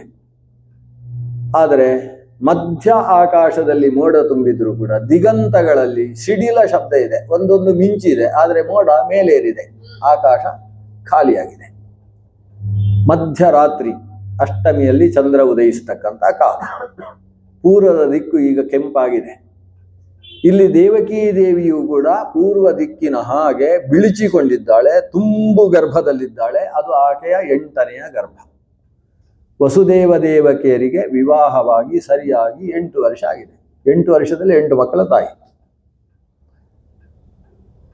ಈ ವಯಸ್ಸಿಗೆ ಊರಿನ ಜನ ಎಲ್ಲ ಭಗವಂತನನ್ನು ಪ್ರಾರ್ಥಿಸ್ತಾ ಇದ್ದಾರೆ, ಎಂಥ ದುರುಳಲಿದ್ದಾರೆ. ಆ ಕಡೆ ಮಗಧ ದೇಶಕ್ಕೆ ಹೋದರೆ ಜರಾಸಂಧನ ದೌರ್ಜನ್ಯ, ವಿಷ್ಣು ಭಕ್ತರ ಮೇಲೆ ಕೆಟ್ಟ ಕಟಾಕ್ಷ, ಹಸುಗಳನ್ನು ಪೂಜಿಸತಕ್ಕಂತಹ ಜರಾಸಂಧ ಹಸುಗಳನ್ನು ಪೂಜಿಸುವವರನ್ನು ದ್ವೇಷಿಸ್ತಾನೆ. ಗಂಗಾಧರನ ಪೂಜೆಯಲ್ಲೇ ತೊಡಗಿದಂತಹ ಜರಾಸಂಧ ಗಂಗೆಯ ಬಗ್ಗೆ ಕೆಟ್ಟ ಭಾವನೆಯನ್ನು ಹೊಂದಿದ್ದಾನೆ. ಯಾಕಂದರೆ ಅದು ವಿಷ್ಣುಪಾದೋದಕ ಅಂತ ಅದರ ಮೇಲೆ ದ್ವೇಷ. ಇಂಥ ರಾಜರುಗಳು ಮಗಧಕ್ಕೆ ಹೋದರೆ ಅವ ಸಿಗ್ತಾನೆ, ಈ ಕಡೆ ಸೌಭಕ್ಕೆ ಹೋದರೆ ಬ್ರಹ್ಮದತ್ತ ಇದ್ದಾನೆ. ಬ್ರಹ್ಮದತ್ತನೆಂಬಂತಹ ಸೌಭದೇಶಾಧಿಪ ಆತ ಒಂದು ವಿಮಾನ ಬೇರೆ ಪಡ್ಕೊಂಡು ಬಿಟ್ಟಿದ್ದಾನೆ. ಅವನದ್ದೇ ವಿಮಾನ, ಭಾರಿ ದೊಡ್ಡ ಒಂದು ಪುರ, ಸೌಭಪುರ ಅಂತಲೇ ಅದಕ್ಕೆ ಹೆಸರು. ಎಲ್ಲಿ ಬೇಕೋ ಅಲ್ಲಿ ಹಾರಾಡ್ದು ಹೋಗಿ ಕೂತ್ಬಿಡು. ಋಷಿ ಮುನಿಗಳ ಆಶ್ರಮದಲ್ಲಿ ತನ್ನ ವಿಮಾನ ಇಳಿಸಿದ ಅಂದರೆ ಕೆಳಗೆಲ್ಲ ಅಪ್ಪಚ್ಚಿ, ಇವು ಅದರ ಮೇಲೆ ಕೂತ್ಬಿಡು. ಈ ರೀತಿಯ ಒಬ್ಬ ದುರುಳ ಇದ್ದಾನೆ ಬ್ರಹ್ಮದತ್ತ. ಈ ಕಡೆ ಮೇಲಕ್ಕೆ ಹೋಯಿತು ಅಂತ ಹೇಳಿದರೆ ಶಿಶುಪಾಲನ ಅಪ್ಪ ದಮಘೋಷ, ಅವನ ಮಗ ಶಿಶುಪಾಲ. ಇನ್ನೊಬ್ಬ ಆ ಕಡೆಯಿಂದ ಕರುಷ ದೇಶಾಧಿಪನಾದ ದಂತವಕ್ತ್ರ, ಅವನು ಬಾಯಿ ತೆಗೆದ್ರೆ ಹಲ್ಲೇ ಕಾಣಿಸುವುದಂತೆ, ದಂತವಕ್ತ್ರ ಅಂತಲೇ ಹೆಸರು ಅವನಿಗೆ. ಇಂಥವರೆಲ್ಲ ಸೇರಿ ಊರು ಹಾಳು ಮಾಡ್ತಾ ಇದ್ದಾರೆ. ದೇಶಾಧಿಪರು ಒಳ್ಳೆಯವರು ಇಲ್ಲ. ಇನ್ನು ಆ ಕಡೆ ಈಶಾನ್ಯಕ್ಕೆ ಮೇಲೆ ಹೋಯ್ತು ಅಂತಾದರೆ, ಅಲ್ಲಿ ಒಂದು ಅಸ್ಸಾಂ ಕಡೆಗೆ ಹೋಯ್ತು ಅಂತಾದರೆ ಅಸಮ ದೇಶ ಅಂತ ಅದಕ್ಕೆ ಹೆಸರು, ಸಮ ಇಲ್ಲದೆ ಇದ್ದ ದೇಶ ಅಂತ ಅದು. ಅಸಮ ದೇಶದಲ್ಲಿ ಪ್ರಾಗ್ಜ್ಯೋತಿಷಪುರದ ಅರಸನಾಗಿ ನರಕಾಸುರ ಇದ್ದಾನೆ. ಅವನು ಹೆಣ್ಣು ಮಕ್ಕಳನ್ನೆಲ್ಲ ಅಪಹರಿಸಿ ರಾಶಿ ಹಾಕುವ, ರಾಜಕುಮಾರರನ್ನು ಅಪಹರಿಸಿ ರಾಶಿ ಹಾಕತಕ್ಕಂಥ ಜರಾಸಂಧ. ಜರಾಸಂಧನಿಗೆ ಸರಿಯಾದ ಅಳಿಯ, ಅವನಿಗೆ ಕಂಸ ಅಂತ ಹೆಸರು, ಉಗ್ರಸೇನನ ಮಗ. ಒಬ್ಬ ಮಗಳನ್ನು ಕೊಟ್ಟದ್ದಲ್ಲ ಜರಾಸಂಧ, ಅಸ್ಥಿ ಪ್ರಾಸ್ತಿ. ಒಬ್ಳು ಅಸ್ಥಿ ಇರುವುದು ಮಾತ್ರ, ಇನ್ನೊಬ್ಳು ಪ್ರಾಸ್ತಿ, ಚೆನ್ನಾಗಿದ್ದಾಳಂತೆ. ಹಾಗೆ ಅಸ್ಥಿ ಪ್ರಾಸ್ತಿ ಅಂತ ಹೇಳುವ ಇಬ್ಬರು ಮಕ್ಕಳನ್ನು ಕಂಸನಿಗೆ ಕೊಟ್ಟು ಮದುವೆ ಮಾಡಿದ್ದಾನೆ. ಜರಾಸಂಧನ ಆಪ್ತ ಶಿಷ್ಯನಾಗಿದ್ದಾನೆ. ಆ ಕಡೆಯಿಂದ ವಿದರ್ಭ ದೇಶಕ್ಕೆ ಹೋಗೋಣ ಅಂತ ಹೇಳಿದರೆ ಅಲ್ಲಿ ಭೀಷ್ಮಕ ರಾಜ ಒಳ್ಳೆಯವ ಇರ್ಬೋದು, ಅವ ಮಗ ರುಗ್ಮಿ ಅನಿಷ್ಟಕಾರಿ. ಆ ಕಡೆ ಎಲ್ಲಿ ಹೋದರೂ ಕೂಡ ಒಳ್ಳೆ ರಾಜರು ಇಲ್ಲ. ಇಂಥ ದುರ್ಭರ ಪ್ರಸಂಗ ಇದೆ. ಹಸ್ತಿನಾಪುರಕ್ಕೆ ಹೋಗುವ ಅಂದರೆ ಧೃತರಾಷ್ಟ್ರನಿಗೆ ಕಣ್ಣೇ ಕಾಣಿಸೋದಿಲ್ಲ, ಅವನ ಮಗನಿಗೆ ಒಳಗಣ್ಣೆ ಇಲ್ಲ. ಈ ಮಕ್ಕಳುಗಳೆಲ್ಲ ಸೇರಿಕೊಂಡು ಊರೆಲ್ಲ ಹಾಳು ಮಾಡ್ತಾ ಇರುವಂತಹ ಆ ಪ್ರಸಂಗದಲ್ಲಿ ವಿಪ್ರೋತ್ತಮರೆಲ್ಲ ದೇವರೇ ಬನ್ನಿ ಅಂತ ಕೇಳ್ತಾ ಇರುವ ಕಾಲ, ಸಾಕ್ಷಾತ್ ಭೂದೇವಿಯೇ ಹೋಗಿ ಭಗವಂತನಲ್ಲಿ ಪ್ರಾರ್ಥನೆ ಮಾಡಿದಂತಹ ಬರುವ ಕಾಲ, ಆ ಕಾಲಕ್ಕೆ ಅನುಗುಣವಾಗಿ ವಸುದೇವ ದೇವಕಿಯರು ಅಂದರೆ ಕಶ್ಯಪ ಅದಿತಿಯರು ಅವರ ದಂಪತಿಗಳ ಉದರದಲ್ಲಿ ಆವಿರ್ಭವಿಸಬೇಕು ಅಂತ ಇಚ್ಛೆ ಪಟ್ಟು ಭಗವಂತ 3ನೇ ಬಾರಿ ಆ ಹೊಟ್ಟೆಯಲ್ಲಿ ಅವತರಿಸಿದ್ದು. ಮಧ್ಯರಾತ್ರಿ ಚಂದ್ರ ಉದಯಿಸುವ ಹೊತ್ತಿಗೆ ಸರಿಯಾಗಿ ಅಗ್ನಿಹೋತ್ರಿಗಳ ಮನೆಯಲ್ಲಿ ಬೆಂಕಿ ಹೊಗೆ ಆಡ್ತಾ ಇತ್ತು. ಇದ್ದಕ್ಕಿದ್ದ ಹಾಗೆ ಅಲ್ಲೊಂದು ಬಂಗಾರದ ಬಣ್ಣದ ಬೆಂಕಿ ಪಟ್ಟನೆ ಉರಿಯುವುದಕ್ಕೆ ಪ್ರಾರಂಭ ಆಯಿತು. ಏನು ಇದ್ದಕ್ಕಿದ್ದಾಗೆ ಮನೆಯೊಳಗೆ ಬೆಳಕಾಯಿತು ಅಂತ ಬ್ರಾಹ್ಮಣರು ಎದ್ರು. ನೋಡಿದರೆ ಜಜ್ವಲುಶ್ಚಾಗ್ನಯ ಶಾಂತಾಹ, ಅಗ್ನಿ ಶಾಂತವಾಗಿ ಉರಿಯುವುದನ್ನು ನೋಡಿ ಅವರು ಜಾತವೇ ದಶೇಸುನವ ಮಸೋಮಂ ಅಂತ ಮಂತ್ರ ಹೇಳುವುದಕ್ಕೆ ಮಧ್ಯರಾತ್ರಿ ಮಂತ್ರಕೋಶ ಶುರು ಮಾಡ್ತಾ ಇದ್ದಾರೆ. ಹಸುಗಳೆಲ್ಲ ಇದ್ದಕ್ಕಿದ್ದಾಗೆ ಎದ್ದು ಕಿವಿಯನ್ನು ಅಲುಗಾಡಿಸುವುದಂತೆ. ಕೆಲವು ಸಲ ಈ ಕಿವಿಯನ್ನು ನಮಗೆ ಆಗೋದಿಲ್ಲ, ಅದೆಲ್ಲ ಹಸುಗಳಿಗೆ ಮಾತ್ರ. ಕಿವಿಯನ್ನು ಅಲುಗಾಡಿಸು, ಕಿವಿ ಅಲುಗಾಡಿಸಿ ಬಾಲವನ್ನು ಒಂದು ಸಲ ಆ ಕಡೆ ಈ ಕಡೆ, ಸೊಳ್ಳೆ ಇದೆ ಎಂದು ಹೊಡೆದದ್ದಲ್ಲ, ಬಾಲವು ಆಮೇಲೆ ಅಂಬೆ ಅಂತ ಪ್ರೀತಿಯಿಂದ ಕರೆದುವಂತೆ. ಏನೋ ಒಳ್ಳೇದಾಗ್ತಾ ಇದೆ ಅಂತ ಅದಕ್ಕೆ ಗೊತ್ತಾಗ್ತಾ ಉಂಟು. ಈ ಕಾಲದಲ್ಲೇ ಏನೋ ಉತ್ತಮವಾದಂತಹ ಒಂದು ಘಟನೆ ನಡೆಯಲಿಕ್ಕಿದೆ ಅಂತ ಹಸುಗಳು ಕರುಗಳು ಅಲ್ಲಿ ಮಲಗಿದ್ದವು ಅಂಬೆ ಅಂತ ಕರೆಯುವುದಿಲ್ಲಂತೆ. ಅವುಗಳು ಬಾಲ ಅಲುಗಾಡಿಸಿಕೊಂಡು ಅಮ್ಮನ ಕಡೆಗೆ ನೋಡು, ಅಮ್ಮ ಕೂಡ ಆ ಕರುಗಳ ಕಡೆಗೆ ನೋಡುದು. ಮಧ್ಯರಾತ್ರಿ ಕತ್ತಲೆಯಲ್ಲಿ ನಡೆದ ಘಟನೆ. ಯಾಕಂದ್ರೆ ಚಂದ್ರೋದಯ ಇನ್ನು ಆಗಬೇಕು, ನಕ್ಷತ್ರಗಳೆಲ್ಲ ಮುಚ್ಚಿಕೊಂಡಿದ್ದಾವೆ, ಅಷ್ಟಮಿಯ ದಿವಸದ ರಾತ್ರಿ ಅದು.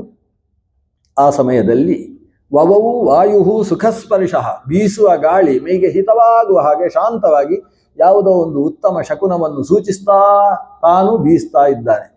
ಅಶ್ವತ್ಥದ ಮರಗಳು ಕೂಡ ತಮ್ಮ ಎಲೆಯ ತುದಿಯ ಬಾಲಗಳನ್ನಷ್ಟೇ ಅಲುಗಾಡಿಸಿಕೊಂಡು ಶಾಂತವಾಗಿ ಯಾವುದೋ ಉತ್ತಮ ಸೂಚನೆಯನ್ನು ಕೊಡ್ತಾ ಇದ್ದಾವೆ.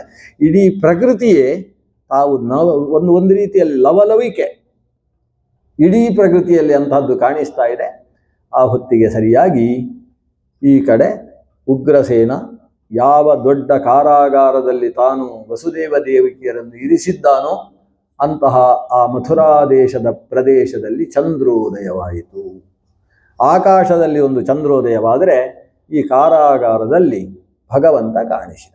ತಮದ್ಭುತಂ ಬಾಲಕಮಂಬುಜೇಕ್ಷಣಂ ಚತುರ್ಭುಜಂ ಶಂಖ ಗದಾದ್ಯುಧಾಯುಧಂ ಶ್ರೀವತ್ಸಲಕ್ಷ್ಮಂಗಲ ಶೋಭಿಕೌಸ್ತುಭಂ ಪೀತಾಂಬರಂ ಸಾಂದ್ರಪಯೋಧ ಸೌಭಗಂ ಮಹಾರ್ಹ ವೈಡೂರ್ಯ ಕಿರೀಟ ಕುಂಡಲ ತ್ವಿಷಾ ಪರಿಶ್ವಕ್ತ ಸಹಸ್ರ ಕುಂತಲಂ ಬುದ್ಧಾಮ ಕಾಂಚಂಗದ ಕಂಕಣಾದಿಭಿರ್ವಿರೋಚಮಾನಂ ವಸುದೇವ ಐಕ್ಷತ.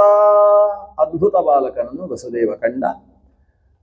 ಭಗವಂತ ದಶಾವತಾರಗಳಲ್ಲಿ 8ನೆಯದ್ದಾಗಿ 22 ಅವತಾರಗಳಲ್ಲಿ 20ನೇ ಅವತಾರವಾಗಿ ಏಕೋನವಿಂಶೇ ವಿಂಶತಿ ಮೇ ವೃಷ್ಣಿಷು ಪ್ರಾಪ್ಯ ಜನ್ಮನಿ ರಾಮಕೃಷ್ಣಾವಿತಿ ಭುವಃ. ರಾಮ ಕೃಷ್ಣ, ಬಲರಾಮ ಮತ್ತು ಕೃಷ್ಣ ಅಂತ ಹೇಳುವ 19 ಮತ್ತು 20ನೇ ಅವತಾರ. ಆ ಅವತಾರದ ಮೂಲಕವಾಗಿ ಭೂಮಿಯ ಭಾರವನ್ನು ಇಳಿಸಿ ಲೋಕಕ್ಕೆ ಸಾಧನೆ ಮಾಡುವ ಬಗೆ ಏನು ಅನ್ನುವ ಶಿಕ್ಷಣವನ್ನು ಕೊಟ್ಟಂತಹ ಭಗವಂತನ ಅದ್ಭುತ ರೂಪ ಆ ಶ್ರೀಕೃಷ್ಣ ರೂಪ ಅನ್ನುವ ಚಿಂತನೆಯ ಜೊತೆಗೆ ಇವತ್ತಿನ ಅನುಸಂಧಾನವನ್ನು ಭಗವಂತನಲ್ಲಿ ಸಮರ್ಪಣೆ ಮಾಡೋಣ. ನಾಳೆ ಉಪಸಂಹಾರ 7ನೇ ದಿವಸದ ಶ್ರೀಕೃಷ್ಣನ ಕಥಾಚಿಂತನೆ ನಡೆಸಬೇಕು ಮತ್ತು ಶ್ರೀಕೃಷ್ಣನ ಉಪದೇಶ ಚಿಂತನೆಯನ್ನು ನಡೆಸಬೇಕು. ಸಾಯಂಕಾಲ 6:30ರಿಂದ 7:45 8 ಗಂಟೆಯ ಒಳಗೆ ನಾಳೆ ದಿವಸ ಉಪಸಂಹಾರ ಚಿಂತನೆ ನಡೆಸೋಣ. ನಿಮ್ಮ ಅಣ್ಣನ ಹೆಸರು ನಾರಾಯಣಣ್ಣ. ಬನ್ನಿ, ಇಲ್ಲಿದ್ದಾರಲ್ಲ. ಸರಿ, ಅವರು ಕೇಳಿಕೊಳ್ತಾ ಇದ್ದಾರೆ ಎಲ್ಲರ ಹತ್ರ. ನಾಳೆ ಮಧ್ಯಾಹ್ನದ ಹೊತ್ತು ಅನ್ನದಾನ ನಡೆಸಬೇಕು ಅಂತ ಸಂಕಲ್ಪಿಸಿದ್ದಾರೆ.